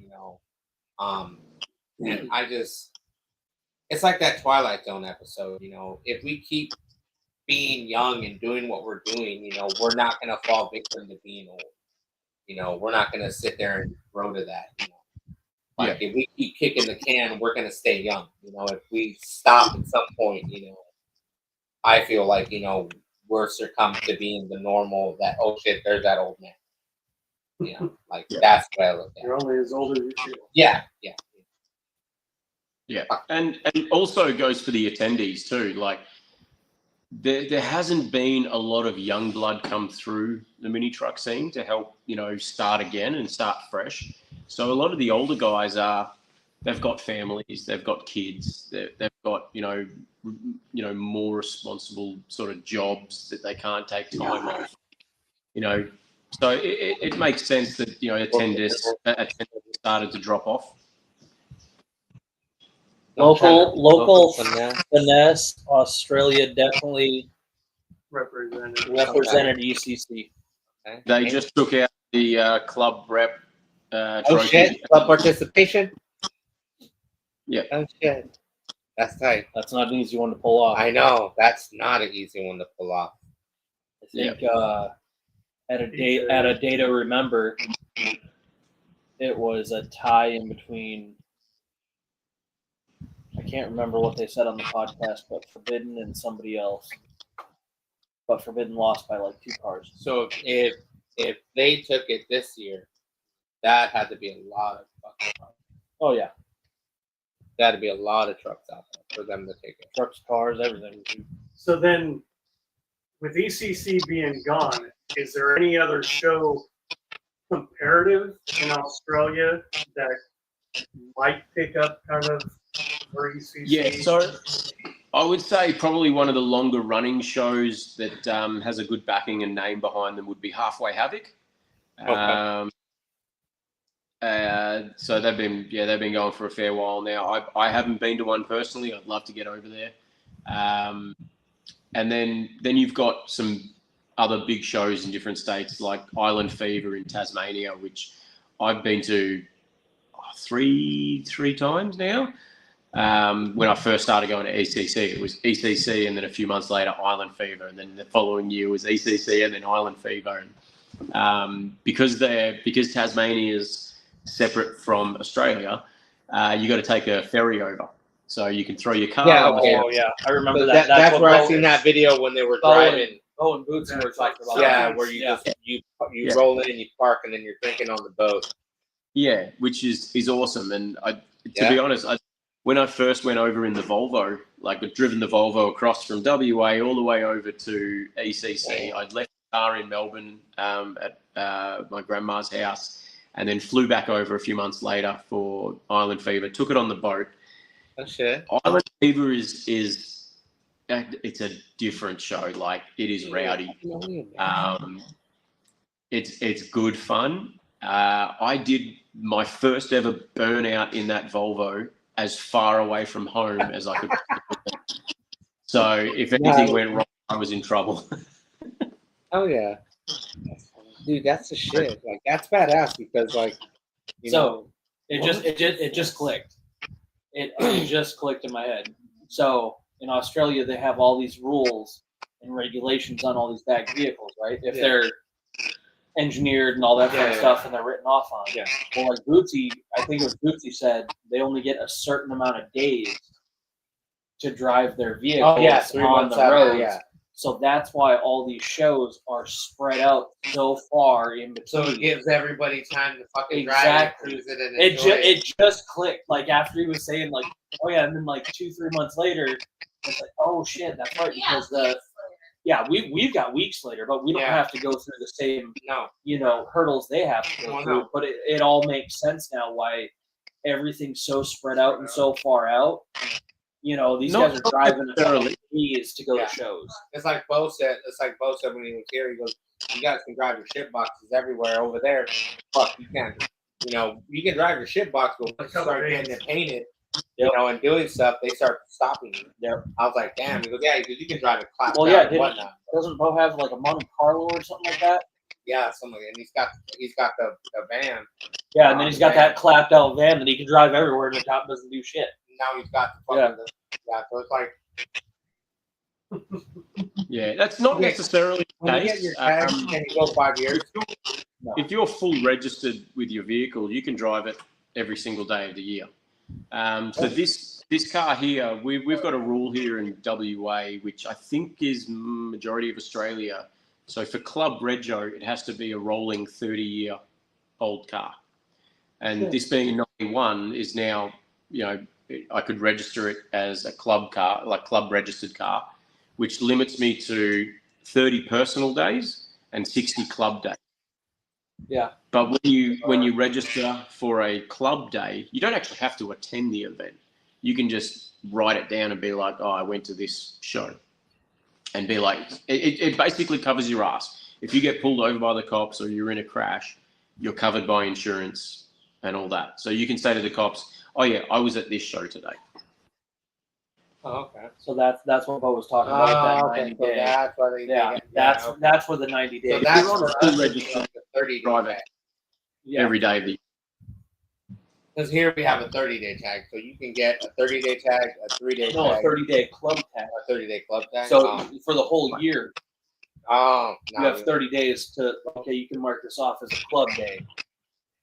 No, we don't. No, No, we just drive. I wish No, we could just do that. fucking hop We in. fucking We hop in our shit boxes and we drive. Yeah. We go to work. We go everywhere. And if you just bought one, you just take the title with you. So if a cop pulls you over, like, I just bought it, Just bought it. you show it, and you're done. I don't know who does that. I've done that. Still flies out the window. No. So what? That would suck if that happened to somebody. So, all right, you're on 5 acres of property. You ain't got no HOA. You have an awesome shed. 10 minutes into it. He doesn't have HOA. Do they have HOA out He there? probably doesn't even know what HOA is. They probably. H-way. Yeah. Okay, See? so does someone tell you Homeowners what you is- can do with your property or no? Yeah, homeowners association. So like, you have your shed. If you wanted to walk out to your backyard and shoot a rabbit or a big ass spider, no one's gonna stop you. So we've got laws here. We're pretty restricted on gun laws here, Yeah, they're which way strict. I think is a good Okay, thing. so you're gonna build another shed or garage. But You have to have permits for it? if I wanted to build another one, Yeah. So you still have land, per se. And I've still got a building envelope that I can use. There's more space in you my have to have envelope permits if I wanted to to. build it. Yeah, for certain stuff. Yeah. So yeah, I can build another one if I wanted to. But I mean, I've still got my existing. So this shed here is 9 meters by 15, and I've still got my existing shed, which is 9 meters by 6 meters. So Which the is city that cut can't up. come after you or anything of that nature. No, so this is all like engineered and planned with the council. So So they're like out in the country. I was gonna say, for him, the best explanation I think would be, instead of going through the city for a permit, initially you'd have to go through your neighbors to get a permit before you would go to the city. Yeah. That would probably be Yeah, kind of so- the best way to Okay. describe an HOA for you. yeah, in like suburbia in residential houses and all that, yes, you do have to get approval from your neighbours if you're building a So shed. they that's do gonna, have those. So they do got Where he's at, he doesn't have. Where he's so- out in the country where Yeah. they're just free roam and go beat up a Yeah. fucking kangaroo if you want. we get kangaroos here. You get big ass kangaroos like No. the muscle ones. Yeah, No, I don't even think that's real. They are. yeah. They're easy though. You just walk over and just jab them in the face. They leave you alone. Oh no. You just walk over and jab him in the face. What the fuck? No. No Yeah, wonder. that's Shut bad. the fuck No, up. that is okay. Have any of your homies? I'm going to Australia and punching a kangaroo. There's probably laws They have against it. kangaroos. There has to be laws Yeah, against until it. they There's got to get be back. some. Yeah. Big old That's fine. legs. I'm in Australia. If you get beat the shit, if a fucking kangaroo takes you out in 2 hits, I'm gonna laugh. It's My, gonna take you out. I'm gonna It laugh is my gonna ass take off. my- Go I'm not- all the way to the hospital. I'm not fighting a kangaroo. I'm not fighting. a Kangaroos kangaroo. are actually pretty easy. If they start to attack you, you just drop to the floor. They can't grab you. Tuck and roll. Oh, tuck and roll. Tuck and Tuck roll. and roll. Yeah, they get bored and walk away. They'll walk away. They get bored. Sorry, they'll hop away. Is that better? They'll just walk away. Because they lean back on their tail to kick you. Oh yeah, because they still have Yeah, access they to use their arms hands. and that They have in their hands. hands. Yeah, but Yeah. if you're on the ground, they can't really do damage to you. Yeah. Dude, Because I they can really only have no way imagine. of Yeah, controlling how they're gonna. I gotta get my Because if punch they have a drop hold of skills you- down. Yeah, I can only imagine. I can only imagine Oh, the man. videos. What did you go to Australia for? Oh, I want to whoop a kangaroo's ass. I want I to punch a can't kangaroo. They have And to walk have away. PETA. They got to have a PETA law against people beating the You shit out guys of have PETA kangaroos. there? Some kind of law against it from beating up. There was a kangaroo. viral video not long ago, or a few years back, where a kangaroo had grabbed this farmer's dog and was like holding onto this dog, and the farmer walks up, runs over to him, and just in a haste, just goes bang, punches the kangaroo in the head, and the Oh, yeah. kangaroo lets go of his dog and goes, We've seen it. "What happened?" Man, Yeah, and it was a big ass fucking dog too. It Yeah, wasn't like a little dog. yeah. I remember seeing that video. That was not a small dog. That was like a pit bull or something. please. Pit bull sized dog. I don't know what it was exactly. Are there any 24-hour places that are open, like restaurants or that are near you that like if you had a meeting with the club and you're like, hey, we're gonna go over here and eat or whatever, go have a drink over here, or does everybody come to the shed? We've got a fairly high class restaurant over here that's 24 hours. I think you've got them over there too. That's called McDonald's. So You got McDonald's and Denny's. there are 24-hour places here. Nothing like a full restaurant though. Like where I grew up in Melbourne, there was a 24-hour pancake parlor. I thought McDonald's. Oh no, I McDonald's. don't So when you go on a Jack- date night, where do you go? Jack in the Box. Jack in the Box. Date night. Yeah. I'm married with 3 kids. My date night is an early night's bed. Okay. Nice. Well, Nice. when you're We're going out to the Nice. shed. We're going out to the shed. No, when you're my, taking me your and, wife out, me and where my do you wife. go? What was that? When you're taking your wife out without kids, for some reason, no kids, where are you going? They probably go to Olive Garden. It'd normally just be like a dinner out, or it would be like if there's an event on where we've gone to a music show or gone to a wedding, we'll just sort of make the most of the night away from the kids, or go out a bit earlier and all that. Life's hectic. You don't always get the chance to do that kind of stuff, so you make the most of it while you can. I mean, for us, like when the kids go to bed, we come and sit out here and just watch TV. Nice. That's awesome, dude. That's badass. Because then you can be like, all right, we're gonna, go sit in the shed, put on a nice movie. You got the bar. Throw some hot pockets in the fucking oven. We don't need to go to the Popcorn. cinemas anymore. They don't go to cinemas. movie Oh. theaters. They got movie theaters? No, they don't. No. Oh, well, They have them. Yeah. He has one in his. yeah, you got one there, Mike. That's what I'm saying. You get to sit, you get to chill and drink and watch Yeah. whatever movie on the screen. Netflix and Yeah, the other thing as well for us where we live, it's a bit of a trip to go out to anywhere. So, by the time you finish work or you finish with the kids, it's just we're tired.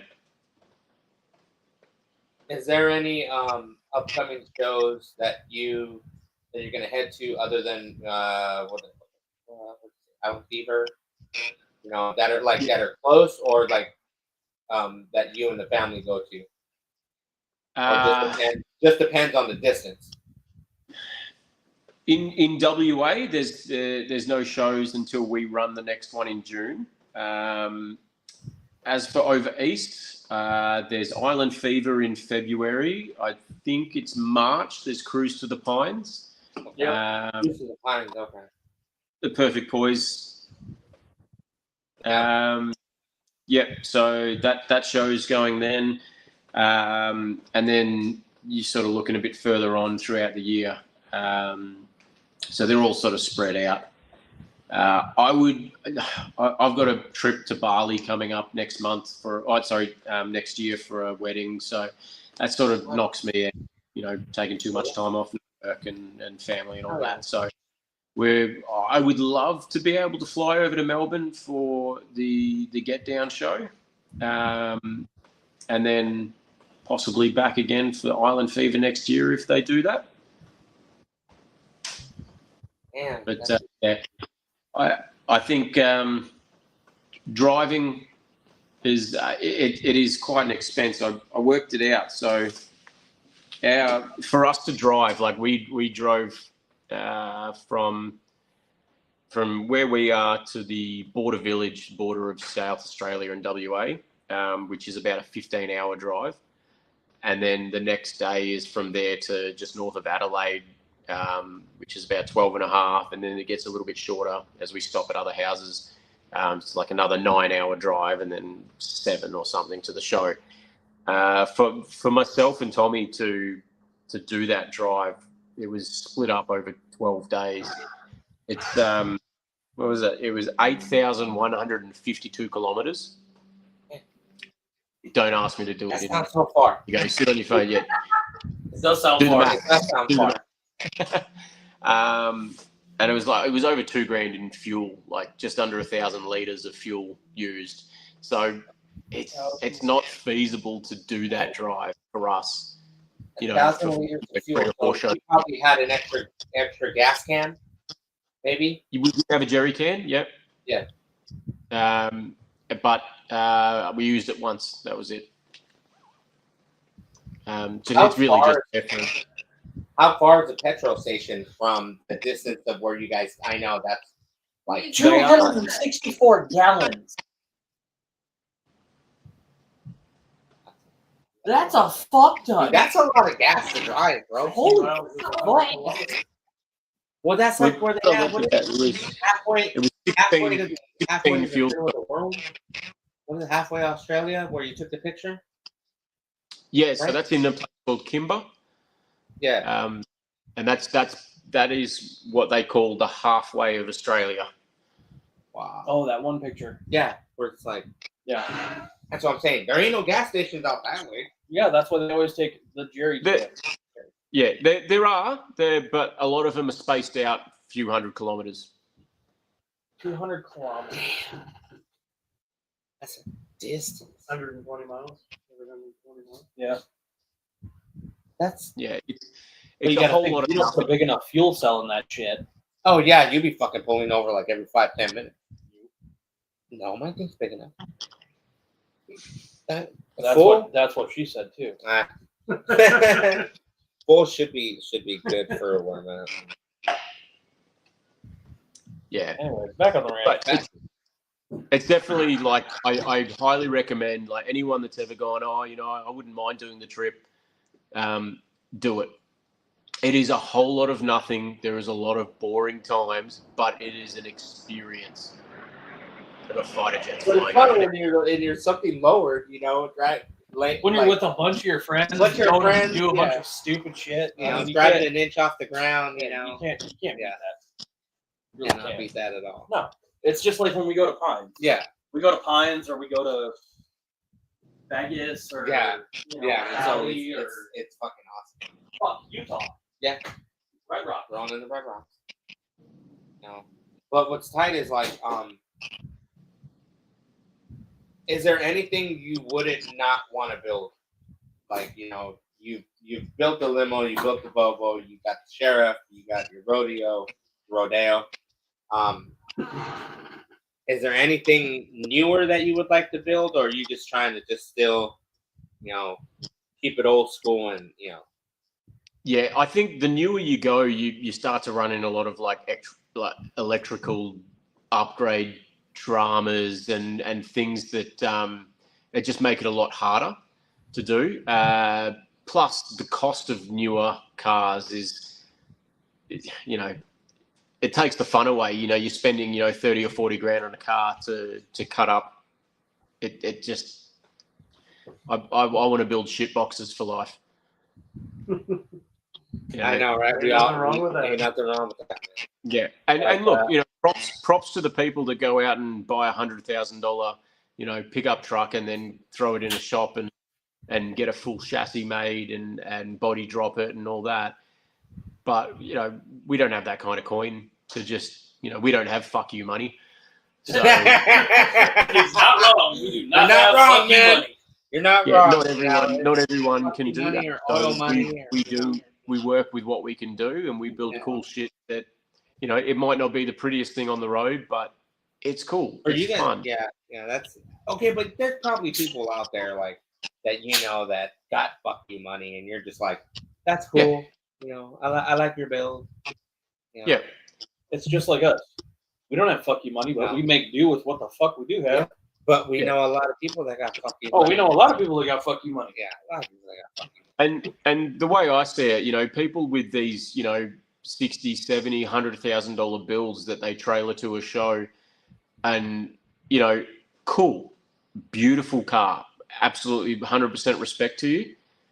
But a lot of the time they're, I don't lean up against it, and man, I'm going to drag my shit down the road and get sparks all over it and rocks thrown up all over it, and I'm going to have the biggest smile on my face, looking like a dumbass out the window, going. Yep, that's the way to do it. So it's It was. I appreciate them, but that's not for me. Whose was that? That was So we're not Jesse the James. bench cars. The drivable cars. or what? The drivable cars. Oh yeah, we build them to be All of drivable. us? Yeah. No, it just We depends. driving them. Some people build them to what they are. Yeah. Whenever I build something, it's always with the thought of, I want to build this to drive across Australia. Is this going to be capable to drive across Australia? That's tight though, because you were able to drive They- across Australia, man. But that's what their car shows consist of. Yeah, It's, driving across Australia. for us, it's driving across town. Yeah, driving across town, You know, or like an hour and a half If drive. we're or- lucky, we can drive to Vegas. Yeah. We could drive to New Mexico or California. Yep. But without putting it on a trailer. These guys are driving their shit straight there, into the abyss of a fucking desert. and hoping that be like, And all right, hoping it'll they make don't- it, bro. It's It'll not going to make run it. out of petrol. We're not going to run out of petrol. Or it's not gonna break down. I'm not gonna fucking blow a bag, or or like and fucking look- oh shit, my compressor gave out, and now I can't fucking, And that is actually one of the what would you say? It's actually kind of like one of the exciting parts of doing a trip like that is, are we going to break down, and are we going to have to fix this on the side of the road? And I've done that before. I've blown airlines and things have gone wrong. I had an axle snap on me driving back in the kebab from an ECC one year, and we found another axle and pulled the other one out, and then realized this is a custom made short and diff. Right? So it was I ended up having to put it on a trailer and get it into a truck and went on a train and all the way back to WA. But it's kind of it kind of adds to the excitement of the trip. You know, if you know 100% you're going to make it and you've got no dramas, you don't have to take spares or tools or anything. You know, you lose the fun. I mean, like on the drive back, we were taking the front wheels off, going, let's tighten these wheel bearings because I think they're a little loose. Yeah. That's like some of us, like when we did some people do that when we did the Cruise to the Pines. There was a couple of people that broke down, but like when you realize like a couple of people that broke down were like newer vehicles, like older vehicles but newer motors, and you know, a couple of dudes had an LS and a pickup truck and they overheated. I'm like, how the fuck are you overheating if you're spending that much money, on a motor, block, transmission, and it's like $100,000, $50,000 truck, and it can't even go up a mountain, to get to a show without overheating. And you're just like, how the fuck does that happen when the shit box next to him, bloop, pass them right by? So that's where I just kind of get the sense of, are you getting your money? Are you getting your money's worth on a build when it comes to something like that? Yeah, and I mean, I've had overheating issues. Like my old Volvo, I never changed the radiator, so it was running a JZ with an old Volvo radiator, and I have had overheating issues with that before. And it just turned out that the motor that we put in hadn't been run for a while, and when it had a few heat cycles, it just picked up a whole bunch of scum and threw it into the radiator and blocked up the tubes. So, and that's kind of like, that was something that we found out halfway across Australia, that like, oh shit, hang on, this isn't going right. But we managed to make it work, and found out halfway. We found out halfway across Australia that we had an overheating issue with the radiator. Yep. Yeah. Not something that you can just throw in a bag. Yeah. Well, in the limo, when we left, it was our last day driving home. We'd woken up in a place called Mildura, and I think it was about 5 a.m. in the morning. Everyone was asleep. We had Sprat driving, and we just heard bang. And I was sitting in the front seat. I woke up and I looked at him and I was like, "Did you hit a pothole?" And he goes, "Kangaroos." And I looked out and the whole bonnet was all crumpled up. We cracked the radiator. Dude. Yeah, we hit the one that hit the front. We hit it so hard that it, as Geordie would say, we hit a kangaroo and it turned into an eagle. It just went up into the sky. That kangaroo drinking Red Bull. Yeah. But, having a bunch of guys that know about cars and how we can make this work, we put a ratchet strap around the front end, pulled it out. We took the radiator cap off so it wouldn't pressurize, and we just kept it full of water and kept driving. Took the bonnet off, threw it in the back of one of the utes, and just kept going. Damn. So, Back of a ute. Yeah, it's pickup. I know, but a ute.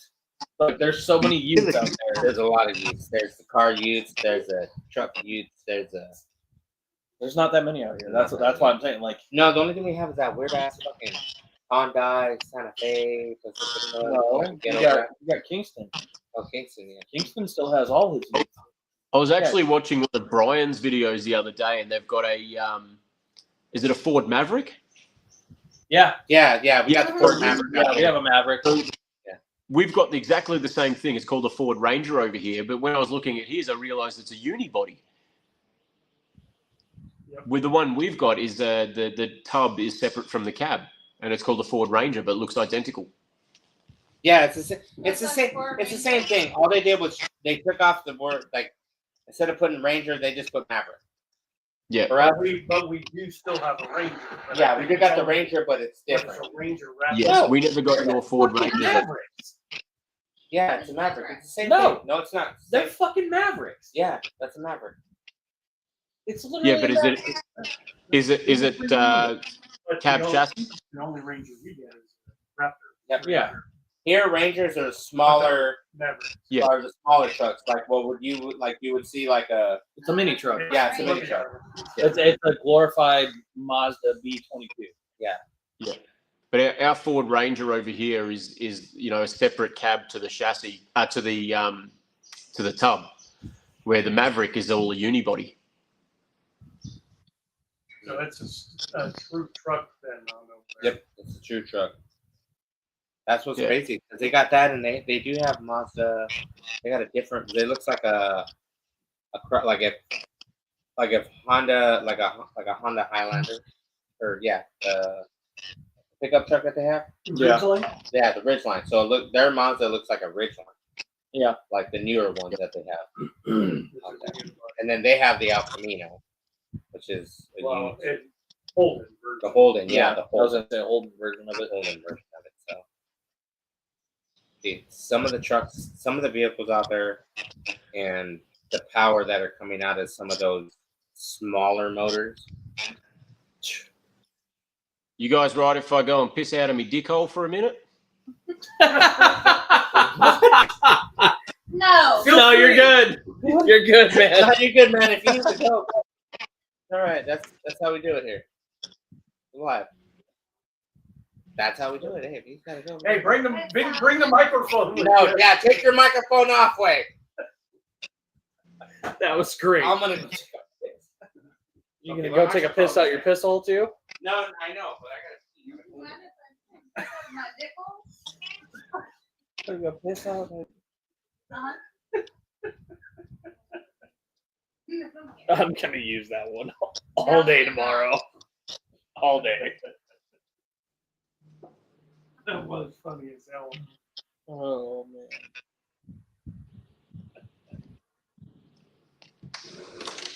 Woo!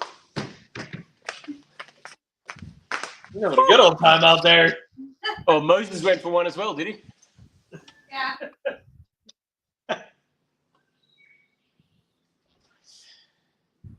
Anyways. There we go. I'll turn the light on. Here we go. What? We're moving. You gonna show us where you went, Pete? Yeah. So this is the old girl that did the trip. Bye, Calvin. That's fucking badass. I'm so jealous. Okay, they're a little bit Yeah. behind us. No, we're on it. Well, sucks to be Moses taking a fucking piss out of his dick hole. He's missing the whole walk around right now. Nope, you missed it. Like, walk around already happened. That's What? It's already done. It's already done. What do you do? You walk around the There you whole. go. Here's the delayed version. Nice. Well, I'll show you the limo too. Hell yeah. Oh, we're going to the limo again. Right, Don't lose your mind, Moses. That's it. I just the whole fact that What it even. says is that this is who me. All There right. you go. What it says, yo fuckers. What up, man? What up, Clint? I was gonna say, Carrie. Oh, you're getting an inside tour. They come right hand You're going drive on in. over there.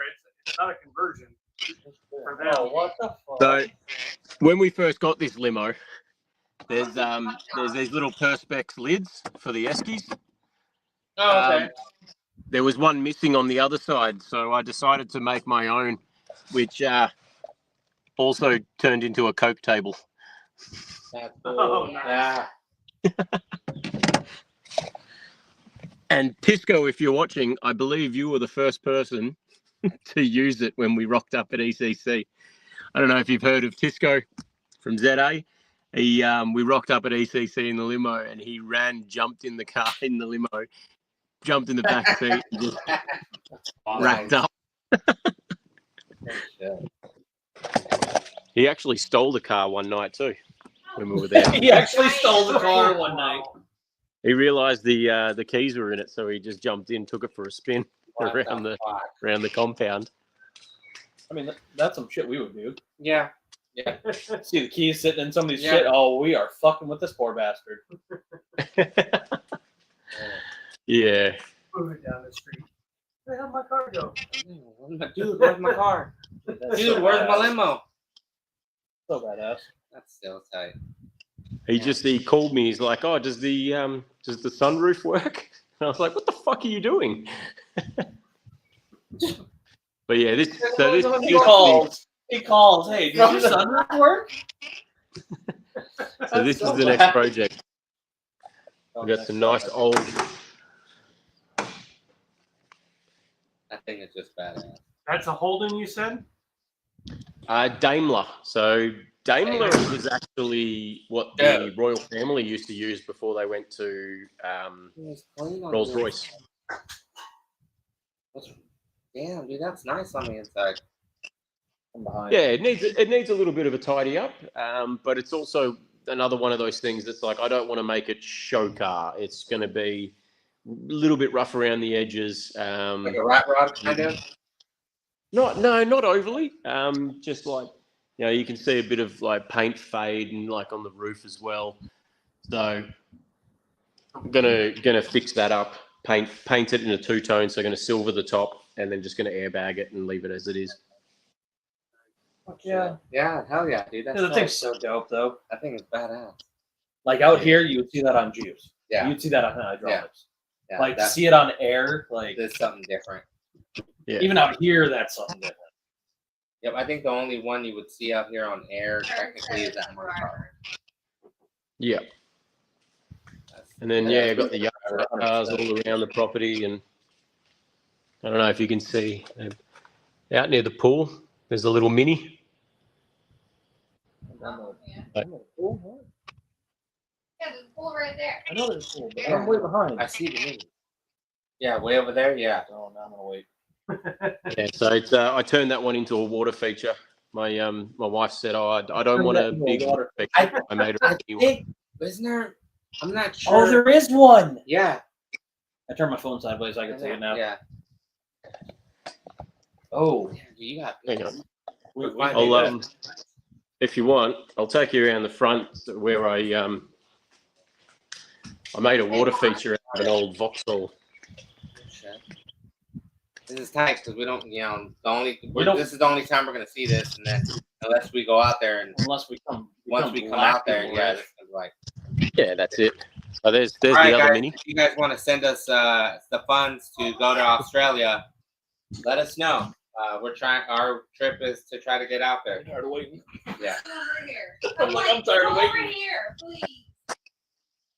Oh shit! The water feature. That is sick. That water feature is dope as hell. Damn, dude.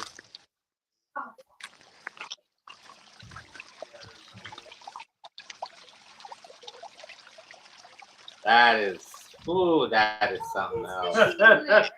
All the fish have come to say hello. That is nice. Oh, the coral. That's badass. Yeah. Unfortunately, Bob was in the car for a while, so we've just left him there. I wonder how many people hate you for that. How many people get mad at you because you did that? Oh, Corey says no. Nah, wait. that's what I the car know. looked like. That's what the car looked like when I first got it. So, and then here's the here's where the sheriff lives. Okay, let's Oh, see there it. it is. Still out So, there. yeah, living the dream. There it is. Damn, dude. That's crazy. Sitting out there. Man. So when I was halfway across Australia with Tommy, I turned to him and I said, "Hey, seeing as this is the last ECC, we should get like matching tattoos." And I said, "Oh, let's get like the ECC logo." And he came up with a better idea. When I got married, the guys had given me this like digital art painting of me hanging out the Volvo with a sign here that said Perth to ECC. So that's what we ended up getting on our legs was this. Hell yeah. Fuck Oh, yeah, they dude. got the sign. Oh, that is badass, man. We have ours. So now we've got these little matching tattoos to commemorate all the years we've done this drive. Fuck yeah. That is so cool. Oh yeah.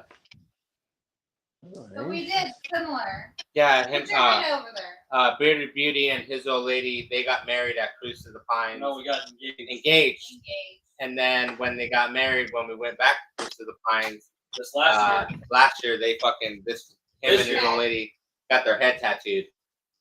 Oh, nice. Yeah, Oh why? yeah. Wait, there it goes. To the pine. See, that's the difference. Yeah, nice. For me. No, it's a delay. No, I can see it. Yep. No. Yeah, so he got it on the side of his head, literally. I have mine on my neck. Yeah.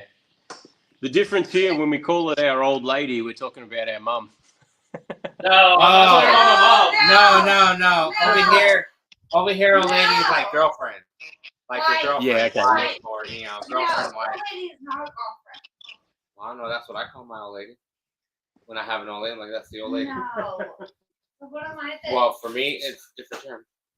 So, but yeah, that's tight though, because these fools got their head tattooed. She got her neck tattooed. So it was like, that was their, I guess, We did like, last year. yeah. That was our first Anniversary. show. It's like their anniversary, I guess. Anniversary. Yeah. Yeah. Yeah. It's it was our sort of like little bit of commemorative thing for the last one, and it was funny though, because when we were talking to the tattooist, he said, "Oh, if there's anyone else that wants the little logo, send them up." And I ended up sending 13 people up to him to get the ECC logo tattooed, and I got messages from them going, "No more people, no more. We're done for the day." That's insane. 13 people. Good God. Yeah, Everybody was like, fuck yeah. Fuck yeah. yeah, Why not? It's the last show. Last Yeah. hurrah. Yeah. yeah. And I mean, a lot of the guys, they've been to the shows for a lot longer than I've been going. Like, technically, I'm still like a baby in the mini trucking scene compared to some of the other people that have been around. And it's funny because you see so many people come and go. They realise how much work is entailed into actually building a mini truck, and they give up. We call them scene hoppers. They'll buy a truck or something, and then that's not finished. They'll try and finish it and go, nah, too much work for me. I just want to go and put stick-on parts on my Commodore or something like that. Yeah. Like fucking, what's his name? Who bought that?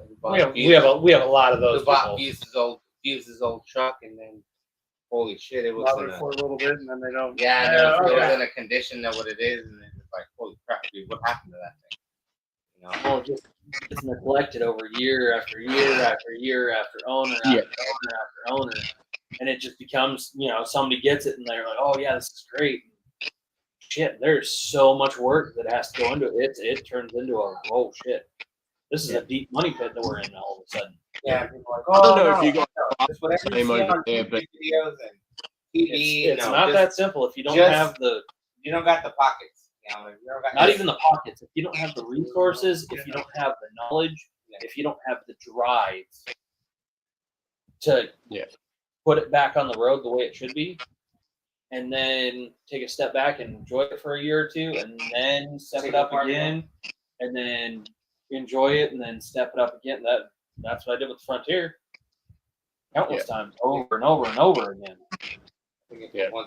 The way I look at mini trucking in Australia, I don't know if you guys look at it the same way over there, but I think of mini trucking as like a new age version of hot rodding. Yeah. It's Oh, buying old cheap cars, and you're not just sticking parts on it, you're cutting them up, modifying chassis, panel work, roof chops, all that kind of stuff. The same kind of things that they did in hot rodding, back in the 60s, 70s, 80s, and still today. I mean, you wouldn't tell a hot rodder that, because they'll be like, yeah, righto, mate. It's way different. But it's we're stuff. It's different, but it's just different. Just with the newer car. Yeah. Yeah, it's different because our stuff is newer than the hot rodders. The hot rodders started it, and we're just modifying it to adapt to what What we we have got. readily available for us. Yeah, that's it. The thing Because for I mean, me is buying old cars these days are just, for most people Okay. are out of reach because of the price of them. Do you have any newer vehicles that you do drive? Yes, yeah. So we've got a what have I got? I've got a 2015 Holden Colorado, Okay. which is a dual cab work ute 4-wheel drive, and then we've also got a Isuzu MUX, which is a family car, and then I've also got a 2013 Holden Commodore wagon. Nice. Okay, Yeah. so you already have like, okay, that's not bad. So you do have your cars that you can daily drive, and then your Yeah.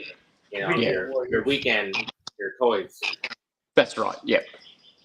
Hang on, I think I've got to plug this or turn this power on. Geez, what's going on? I think my Is, she's is there charged. anything that you think is getting crazy? Oh shit.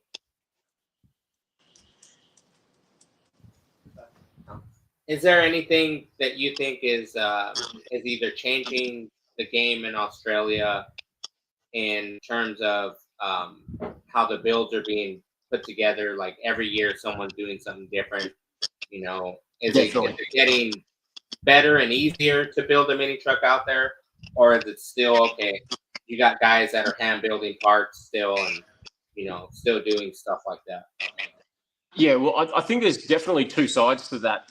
You've still got people that are backyard building cars, and I 100% love it.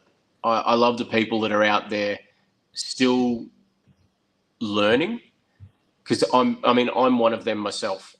The amount of stuff that I learnt over the years and the people that I met just from giving it a shot and building something it outweighs the amount that it costs you to build it. Then there are people that are, going above and beyond to make a car 100% completely legal, and having them in those higher class shows. And I mean, we've got Jasmine Green, who took out the Street Machine of the Year a few years back in a Hilux, which is unheard of, because those kind of awards were always sort of set aside for people that went and put a Monaro or a Falcon or something old school into a shop and spent $100,000 plus to have another shop build it. And this girl who now they're taking the trophy. And she's built a car that took out one of the highest sort of honors of Australian like car scene. And do you think you guys are slowly taking you guys are filling the scene, but for you guys taking an award like that in that scene, do you see it's going to be more and more common to see that for you guys? I hope so. I hope the mini trucking scene doesn't sort of die out. I want to see it keep going. And look, I think there are still, kids coming into it, not a hell of a lot. But it's about getting them to these shows to show them that it's not always about the cars that keep you in the scene. It's the people that you meet. Because yes, I love doing this drive for ECC. It's not the cars that I want to go over and see. It's the mates that I've made over the years that made me want to keep going back every year. That was my one time a year that I actually got to catch up with them all and spend that much time with them, and the experience of it. So out here, we just had Dino's Get Down, which is the biggest Chevy. It's the biggest Chevy only show that is thrown, as far as we know, in the United States. Fucking And this year he had 9,000 trucks come through. It's a free show. It's free to show. It is free to spectators. It's free all the way around. Yep. And we had a chance to kind of like run into him a little bit after the show kind of like died down, and he said the same thing. It's not about the cars. It's not about the truck. It's about the people. The vibe. It's all about the people that we get to hang out with. They come from all over the place, just like they do. Yeah. They drive all over Australia. I'm just going to run inside for a second, grab my phone charger because I'm down to 7%. Yeah, I know. I know how that goes. My phone's a little dead. All right. So, Oh, we might have lost him. no, I don't think so. No, they probably got internet. Nope. He's like, Oh, there he is. Yeah. He's in the house. Little delay. On Friday. Yeah. Yeah. it's the future. It's the future. You're the future. So it looks like my family's been watching me inside. Uh-huh. Oh yeah, they have been. Gotta grab the charger for the phone deck. See, that's the one thing he forgot to put out there was an extra charger. I had it plugged in, but it's an aftermarket charger and it wasn't charging fast enough. So Well, he's at 7, so. Okay. Oh, okay. Hey, man. Not us.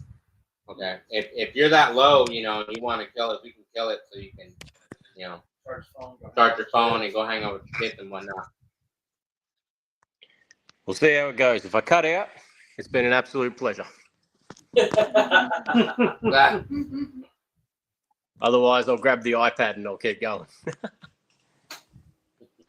Might be the longest running one. nice. Hell yeah. May I have one with? Oh, just toss me a soda and I'll finish the bottle. Shit is great. No, dude, it's what? Okay, here's my question: is there a lot of electric vehicles out there that you guys have? I Yeah, know Teslas and whatnot. they're definitely becoming a lot more common. Yeah. I don't know if you guys have BYD over there. It's a Chinese. No, we got Teslas and what the Rivian. yeah, whatever the. Yeah. I So don't we know got a what Chinese company over here called BYD that are making electric vehicles, and Oh, okay. I mean, to be honest, the newer cars that are coming out of like China and all that are a hell of a lot better than they used to be. Yeah. Yeah. I mean, I'm not really interested in buying an electric vehicle, maybe a hybrid, just to sort of cut down on costs of fuel. But the amount extra that you have to spend to buy one of those, you may as well just spend Has on fuel anybody- for the years that you own it. Has anybody in the scene has anybody bagged one yet? Have you seen anybody bring something that new out to the scene? I don't think I've seen out where a you're at? Tesla. Not that I've seen. Watch. Somebody over here. They did a Tesla. No, they have Lucid. Yeah, the Lucids. Yeah. But somebody did a Lucids, they Tesla have the lowrider. Teslas. Somebody did a Tesla lowrider, and then that thing ended up at the. Oh, somebody built one as a race I car. didn't see that. Oh yeah, somebody built one as a They put a LSV8 in it and everything else. Was that rich build stuff or Racer. nice. Okay, wait. One more time. was it? Is his name Rich? The guy that builds like LS1 Teslas and stuff like that, and he does a lot of. Oh, okay. Rich Yeah, Builds. Yeah, Rich Builds, yeah. Yep. All right. What is the most other than LSs? What is the most common engine that you see in mini trucks out there that like is the easiest build motor that people are slapping in their car? SR20.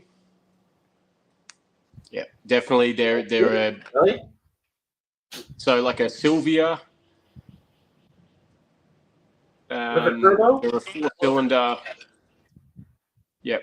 I think it's 2-liter. I actually owned a dual cab Rodeo not long ago that had one in it, and they're fun. There's heaps of aftermarket support for them. They're easy to fit in because they're a small engine, and you can make bulk power out of them.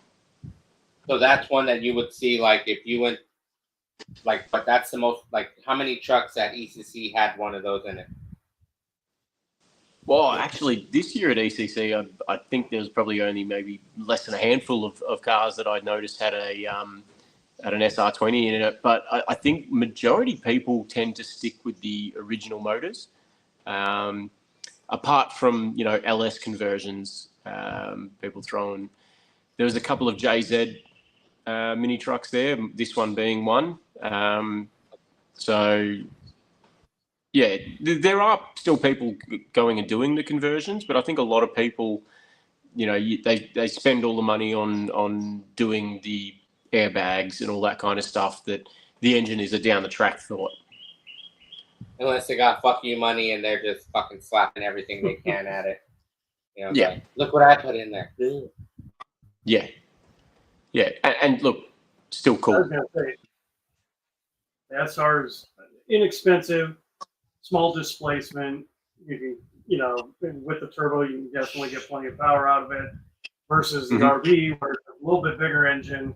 Yeah, you're gonna have good power out of it, but I'm sure the SR 20s are more common than any of the RV for the Nissan stuff and all that.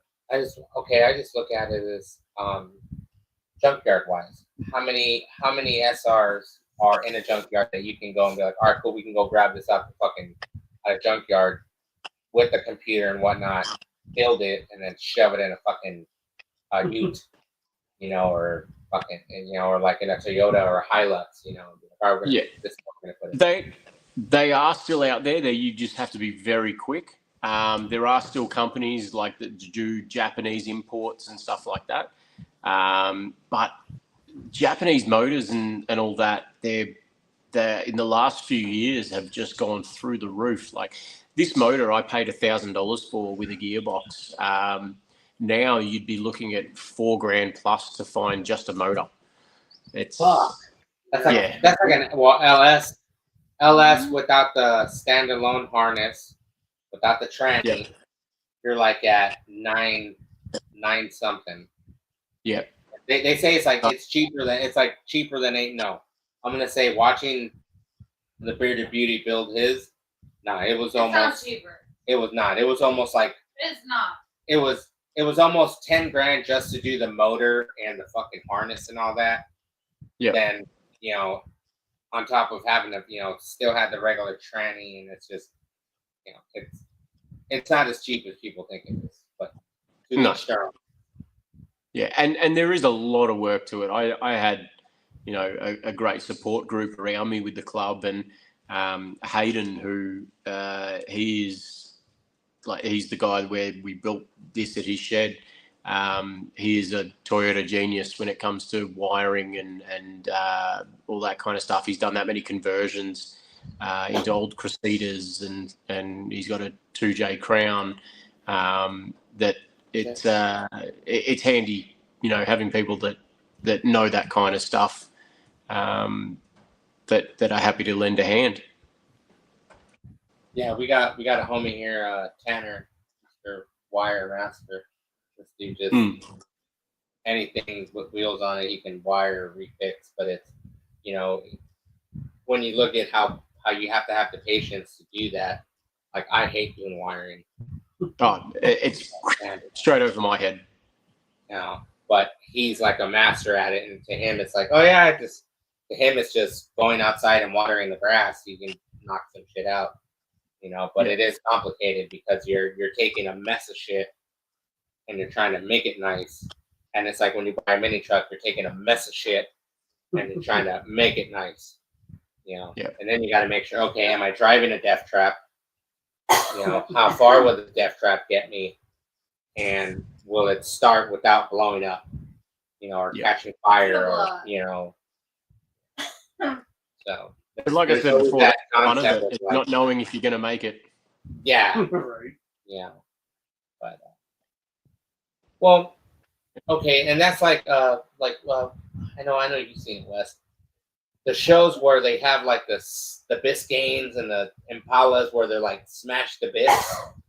They look like somebody ran it over with a fucking tractor or a monster truck.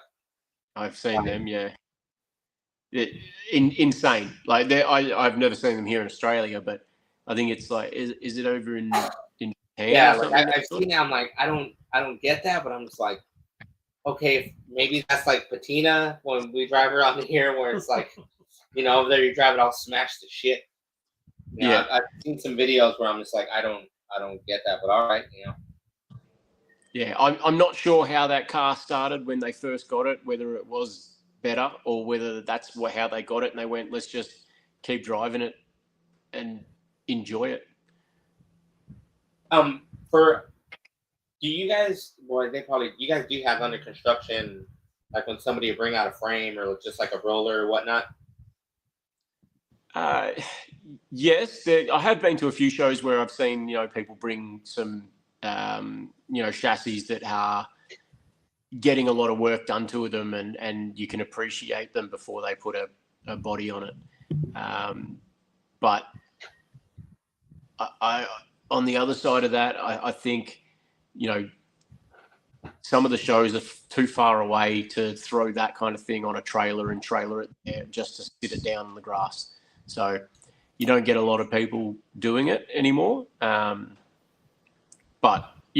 when you do see it and they've put the effort into making the frame basically a piece of artwork in itself, it's kind of cool to see that kind of side of things that you'll never, you'd never see that. Yeah, here I don't know, here we have so many shows all the time, and it's just, it's hard not to figure out which one you're not going to go to or which one you're going to go to because it's, like this weekend is Good Guys Hot Rod, Good Guys Nationals. That's a big hot rod show here. They have that one, and then there's a couple lowrider. Well, and like I smaller think events. what makes it different here in the States is versus Australia.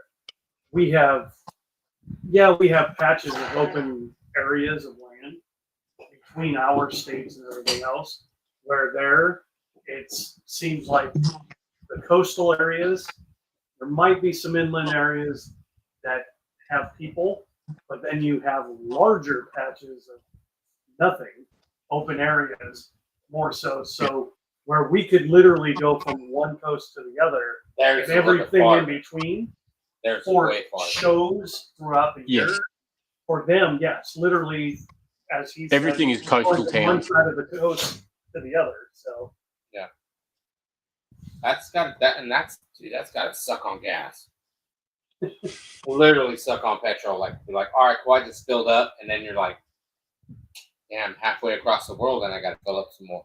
Well, this is the first year. So after 6 years of doing it, this is the first year I actually decided to write every single fuel stop, how many Ks we traveled, how many liters we put in, how much it cost per liter, and then the total, and then number them all. And so the trip there and back was 16 fuel stops.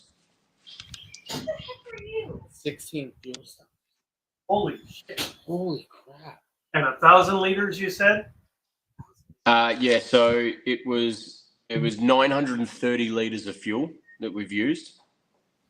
It was 8,152 kilometers. So how much money was that overall that it cost?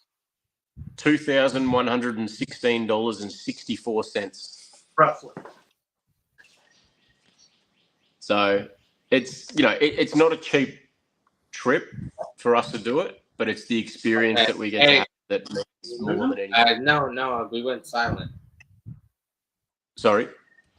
Hold on. It was. But it's the experience that we get to have No, we went silent. No. Sorry. No, we're good. Hold on. We're good. But it's the experience that we get to have. That's a lot of gas. That's still a lot of gas. No, sorry. No, we're good. So our audio is going to be delayed. Yeah. Okay. Yes. That's still a lot of gas.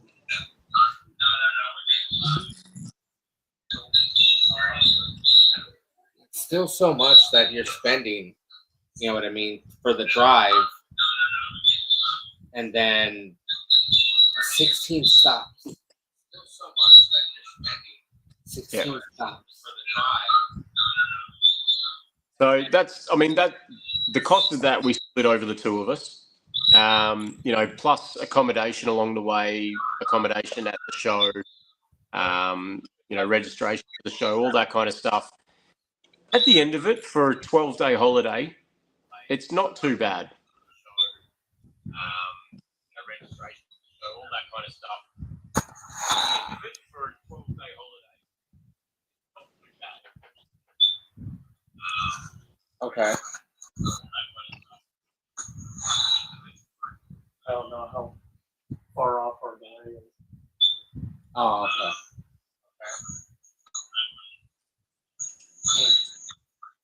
That's a far distance.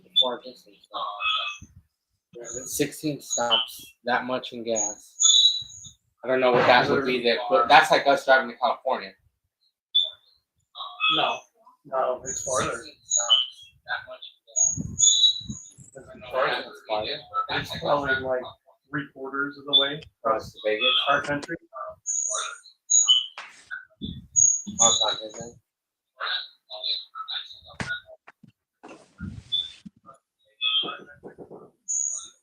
Have a look. Hold 8,100. on. What's he got? All right, so it works out to be 5,065 miles return trip. Dude, that's driving to Minnesota and back. Holy shit.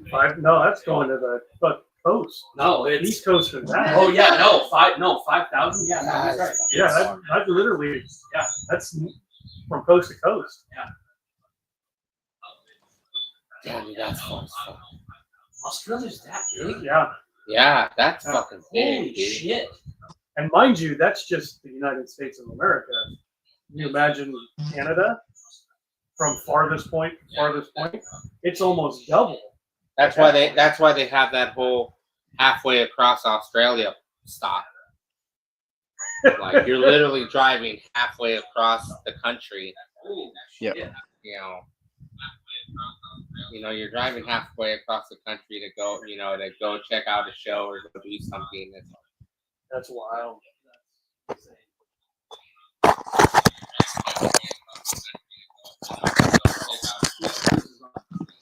Both sides. Wes has got his volume up. So we can Well, hear. because we couldn't hear it. We could hear him talking, but we just couldn't. Oh. All right, I'm just trying to bring up. No, dude. It's just what's crazy is like the shows you guys have. It's spawned out. Everybody can still. You get to go hang out with everybody, catch up with everybody. Okay. Is anybody that? How far is any of your homies from where you're at? Like the club members.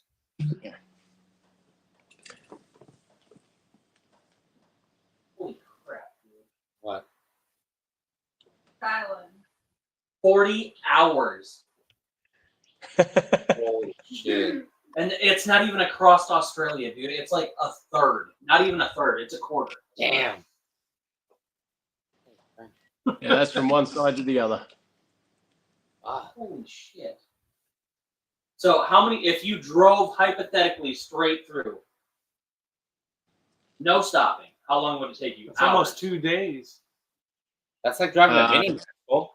Yeah, just under 2 days. Yeah, it's like driving shit. It's like on your way to Minneapolis. Like Yeah, but you taking a whole can't, week. you can't drive straight. No. Even Yeah, more than that. fucking dumb, Shit. yeah. Hang on. Oh, here we I don't go. know. I'm sure down under, there's places you probably. Okay, yeah, this is where we're gonna stop. Well, yeah, you can.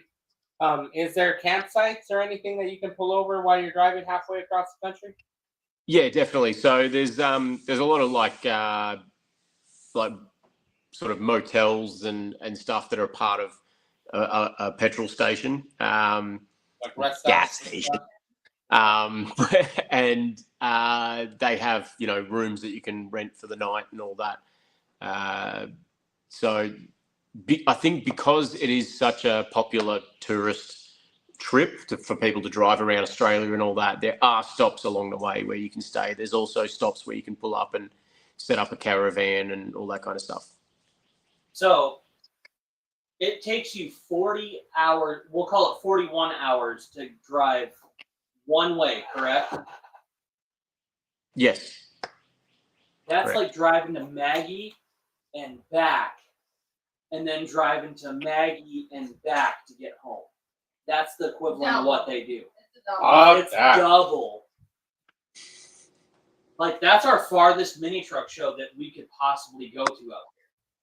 Yeah. And you're telling us it's You're like, oh, we that's just like drive. one trip?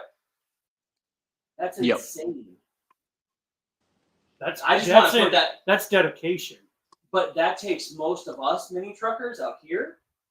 That takes us 5 days. Well, shit, it'd be cool if Jeff was still watching and if Bobby James got on. I want to know how their experience was, like wherever they were staying at, how far the distance to drive where they were going to. Probably Because- finding you know what I somewhere mean. closer or whatever. Yeah. Because for us to drive from Phoenix to Maggie Valley right now, it's a 1 day and 4 hour trip. So you do the 28 math. hours. That's 20. 28 Okay, it'll hours. be okay. We might stop in New Mexico or something. Yeah. Or Texas. So it could become a 30-hour No, I'm trip. saying we drive there So to Maggie, turn around, and drive back. We're stopping in Oklahoma or Texas. So them, it's literally fucking bam, One bam. straight shot. Yeah. Holy shit. Yeah. No, but a few days event. Yeah, it's a few day event. Drive out there, come back, you're done. You know. Yeah, we spend 4 days there at the event. We get there the day before everyone rocks up, and then leave the day after most people leave.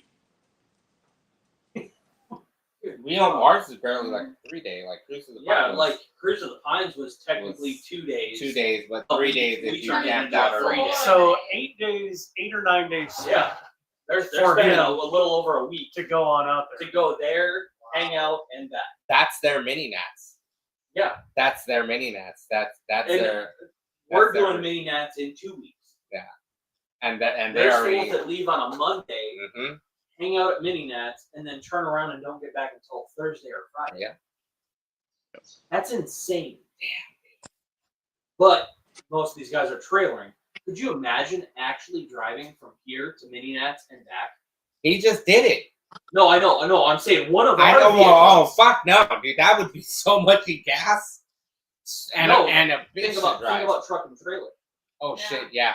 And That's then what I'm saying. and then They're the way not the- truck and trailering. and then the way the weather is. Okay, how's the weather normally when you're driving out there? Beautiful. sunny, Sun, some rain. summer. Actually, pretty good this year. We've had all different types. We've had weather so hot you're driving with the windows down because you don't have aircon. And then we've had years where, or one of the years in particular, it rained, and the rain literally followed us from the west coast all the way to the east coast, and it rained at the show. Damn. Then this year it was nice. It was cloudy, overcast. I mean, I've got aircon in this now that I had to keep turning it off because it got too cold. So it sort of varies. At this time of the year, we're on the border of hitting summer, but then it becomes cold again like that. So Did you crank up the heater and? Yeah. it wasn't until I got on the road and we left Adelaide in the morning and it was freezing that I remembered that I didn't actually connect the heater core. So no heater. Okay. He bypassed the heater core. Like, Yeah. Like we do out here. We Just- bypass if the heater core starts leaking. Nah, we just bypass it. Just plug It was just something that we never did. We never hooked it up when we built it. So Oh shit. I'll definitely have to work that one out because I'd like to have a heater in it. Fuck. I would like to have a heater. I just hope for AC. I don't know with the convertible. It's dealing with the weather the way it is. Well, you're in Yeah. a convertible. That's so it. You know. It's not your own fault. It doesn't matter if it gets I'll show hot, you. if it gets cold. Yeah.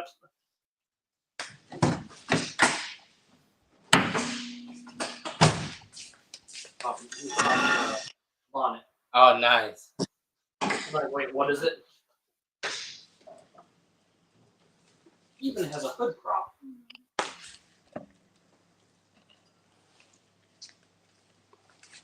Turbo. Holy Nice. shit. Oh my god. I Look want at that. Your windscreen washer bottle. R20. Windscreen washer bottle. Ha, Shut up and take my money. Holy shit. That's a beautiful setup. That is cool. It's not perfect. There's wiring I need to tidy up and all that kind of stuff, but it goes all right. Yeah, bring that to the United States. Yeah, Yeah, you're definitely taking a top year is trophy. Don't think so. Dude, That's clean. Like That is you clean. say I you don't know need to what that would tidy up wires. No, that's clean. nah, dude, that looks clean just the way it is. Yeah, the way the intake setup is off the turbo. Oh yeah, that's beautiful. I don't think I've seen anybody think of that yet. No, that's beautiful. You see The everybody going- these engines are generally they're normally a twin turbo setup, but because of the whole manifold and how long they are, they just don't fit in. That So thing- you throw a single turbo manifold on it. That's off a Ford Falcon with a smaller rear housing. Oh Ford shit. Falcon. It's off of. That's off. Christ. So I'm assuming if it had twin turbos, much smaller turbos versus the larger That- single. yeah. Or it had a bigger engine. Or a Von. Yeah. It would be a lot more responsive, but you wouldn't have a lot of I think it would Yeah, it the would bottom out ultimate boost. high end.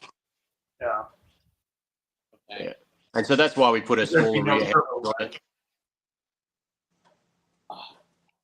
Not bad. I think that. Damn. That's fucking nice to have that built like that. Mhm. Was Sure. there? Did you fight with it at any point when you were doing the build to get it all in there and tidy up the way you have it? Well, kind of tidy up because that thing looks pretty clean. Yeah, I mean, it caught on fire at one point. So Wow. we lost a fair bit of the interior and dash and carpet and roof lining and windows and door card and all that. Damn, Yeah, dude, that would have been a big ass fire. Spread That's from not the a little engine. bit of a fire, buddy. That's Yeah. a huge fire. spread pretty quick, but no, we were pretty lucky. We was actually all caught on film from from Hayden's shed camera, the security camera. So if you jump on the Inspired Existence Australia Facebook page and you go find the in the build series for the Fox, it's in one of the episodes. Okay. Yeah, so it was just lucky that the people that I had around me, so all the guys in the club, they all had bits and pieces and parts. I still had a wreck here that I could pull parts out of that I used, and managed to rebuild it better than it was. So, yeah, it set us back a little bit, but I it guess. Yeah. wasn't the end of it. Fire. That's fucking crazy. No one was That's like hurt, Shane, and we had a good laugh about it. Yeah. I would just laugh. No. Insane. Yeah, it's like, oh, they're like, oh, remember when the car fire? What? Right. The fuck? You wouldn't imagine it when you see it. You would not imagine. No, it was before it got painted, but I ended up stripping the whole interior out of it and painting the inside of it, just to sort of save that all the paint that was burnt off. And That's the only thing that's fucking nuts. So it's like,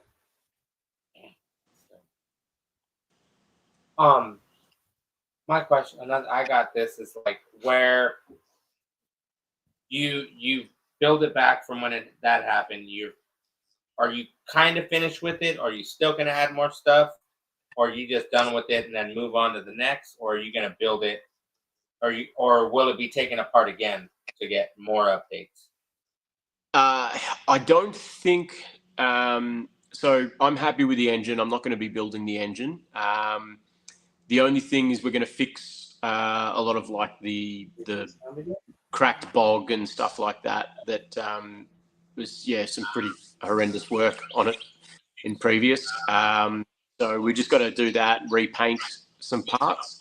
Some pretty horrendous work on it previous. So we just got to do that, repaint some parts.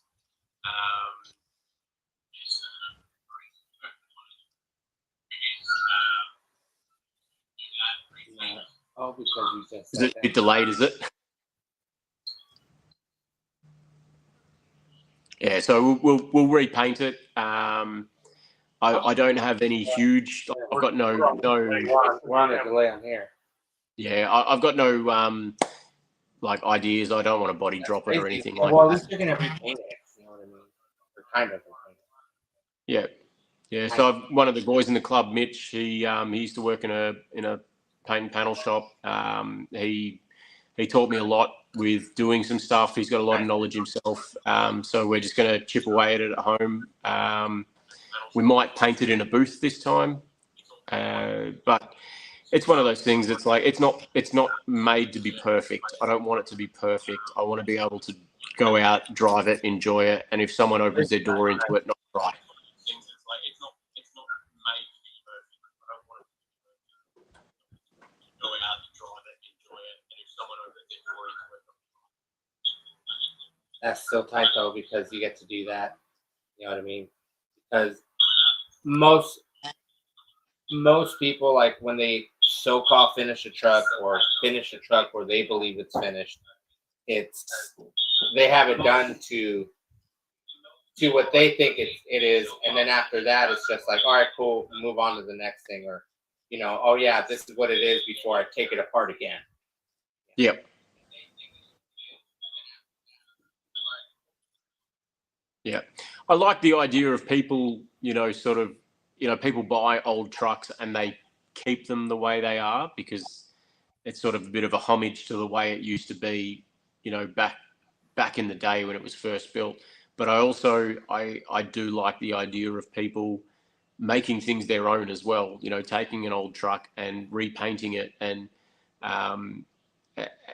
basically calling it their own, still being able to, give credit to the people who built it and put all those hard yards in, but changing interiors and changing the paint color and all that and putting different wheels on it, you essentially turn a truck that everyone knows as, oh, that was Bob's truck and now it's mine. Yeah, it's like us for Tom. Tom will buy some and then Well, or whoever. I mean, or whoever, Ryan. You buy somebody else's Yeah. truck. They didn't quite do it justice. They painted it green, Yeah. hypothetically. Yeah. And the green just doesn't Go pop with the way it yeah. should pop. Now you change it and you paint it, like a goldish yellow with some graphics or whatnot. graphics and whatnot, or you paint it white and then you add a whole bunch of pop to it with graphics. You change it up and you make it your own style. Yeah. Yeah. So, do you feel that more like, okay, because if you got people doing that, do you have people that are, like, I don't know, here you got people that are doing body swaps?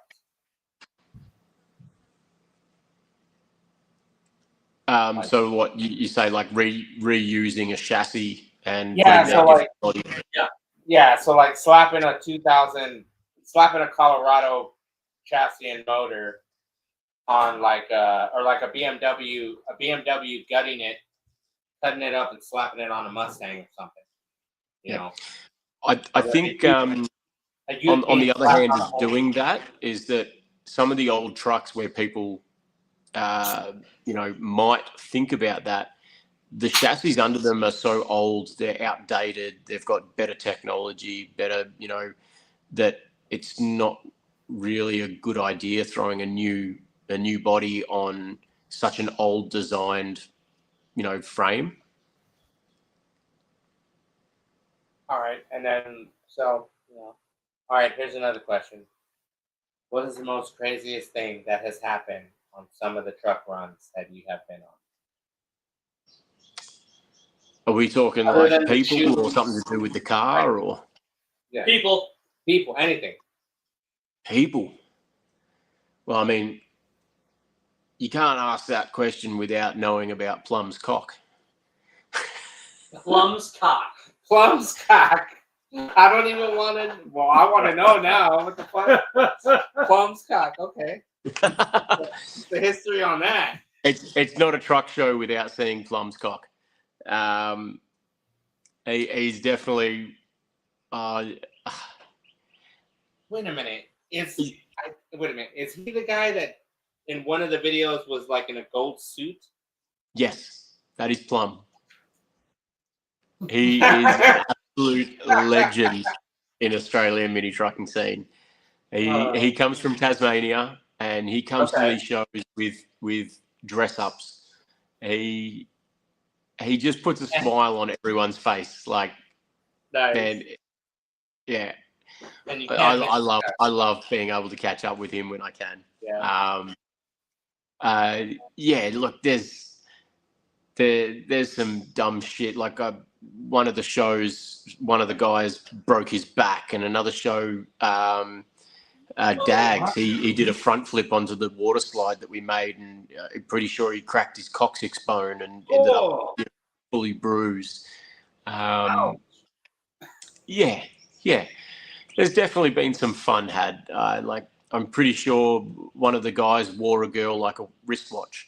So. Damn.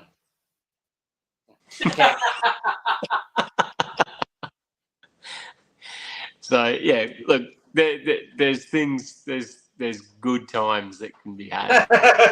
Truck shows.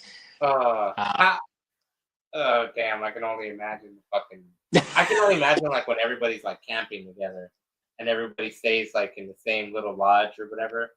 Like I've seen like when some people go to the one show where it looks like a little camp. Oh, laid out at the lake. Yeah, like the camp, where you guys are just fucking driving through, and it's like I can only imagine what I think each club is doing. I think it's called laid out at the lake. That one's in New Zealand. Yeah, that one. Thinking of that one. Okay. My bad. That one's tight. Like that makes me laugh because it's like the shit that everyone's, hey man, we're all gonna stay in this room. Like fucking. You got 10 of your buddies. 10 of your buddies. Yeah, no one's sleeping with one eye open. Everyone's gonna be like awake. So that's kind of like ECC is you hire. It's like a ski resort that is kind of off season for them, so they're booked. Like there's no one there, so we basically book the whole place out. Some of the rooms are like just 6 beds in a massive room. The room that we just had recently, we had 3 of us staying in there. It was myself, Tom, and Geordie. While Geordie was out, we turned he had 2 single beds put together. We turned them upside down, and then put the doona back on and the pillows in there. And when he got home, he was like, "Oh, you fucking." So when we got back, the dining table was turned into my bed, and the coffee table was turned into Tom's bed. Oh, jeez. Yeah. So then when he got back, he rocked up and realized that his bed was on the roof of the unit. Hilarious. You fuck with your mates, but it's no hard feelings. It's all in fun. It's always in fun. Yeah, I can only imagine what you guys do on the shows. Yeah. I want to thank you for coming on, Momo. Yes, definitely. Thank you, Momo. Yeah, for joining us. It's about that time over here. Unfortunately for you, you have the new record for the longest podcast. Yes. You're at 3 hours. Oh shit. Yeah. Yeah. But see, over there it's daytime. I know, for him it's daytime. For us over here, it's like 11 o'clock. Yeah, it's like 11 o'clock at night. But it's cool, dude. I want to thank you for coming on. It's been fucking awesome to talk shop. Thank you very much. I really appreciate the invite. Yeah, it's awesome. Where can they find you? What links can people get a hold of you? If you want to give a shout out to anybody. My Instagram is momo_flatline. I also run the flatline_MC Instagram page. I'm also a part of Inspired Existence, where we follow the mini truck scene all around Australia, and we've got the videos. So jump on the YouTube channel or jump on the Facebook page of Inspired Existence. I've got a few in the build series on there, from building this and building the previous truck and all that. That's about it. Facebook, just Stephen MoMo Morando. Right. No OnlyFans or nothing, right? Well, I mean, I can't tell you how I make all my money. All right, and you know what? We're going to leave it on that note. Thank you, Momo, for joining us. On behalf of me, Tackleberry, the Bearded Beauty, and all our friends in Australia, including Momo, who joined us from there. You guys have a good night or a good day. All right? Take it easy, guys. Later, man. Thank you very much.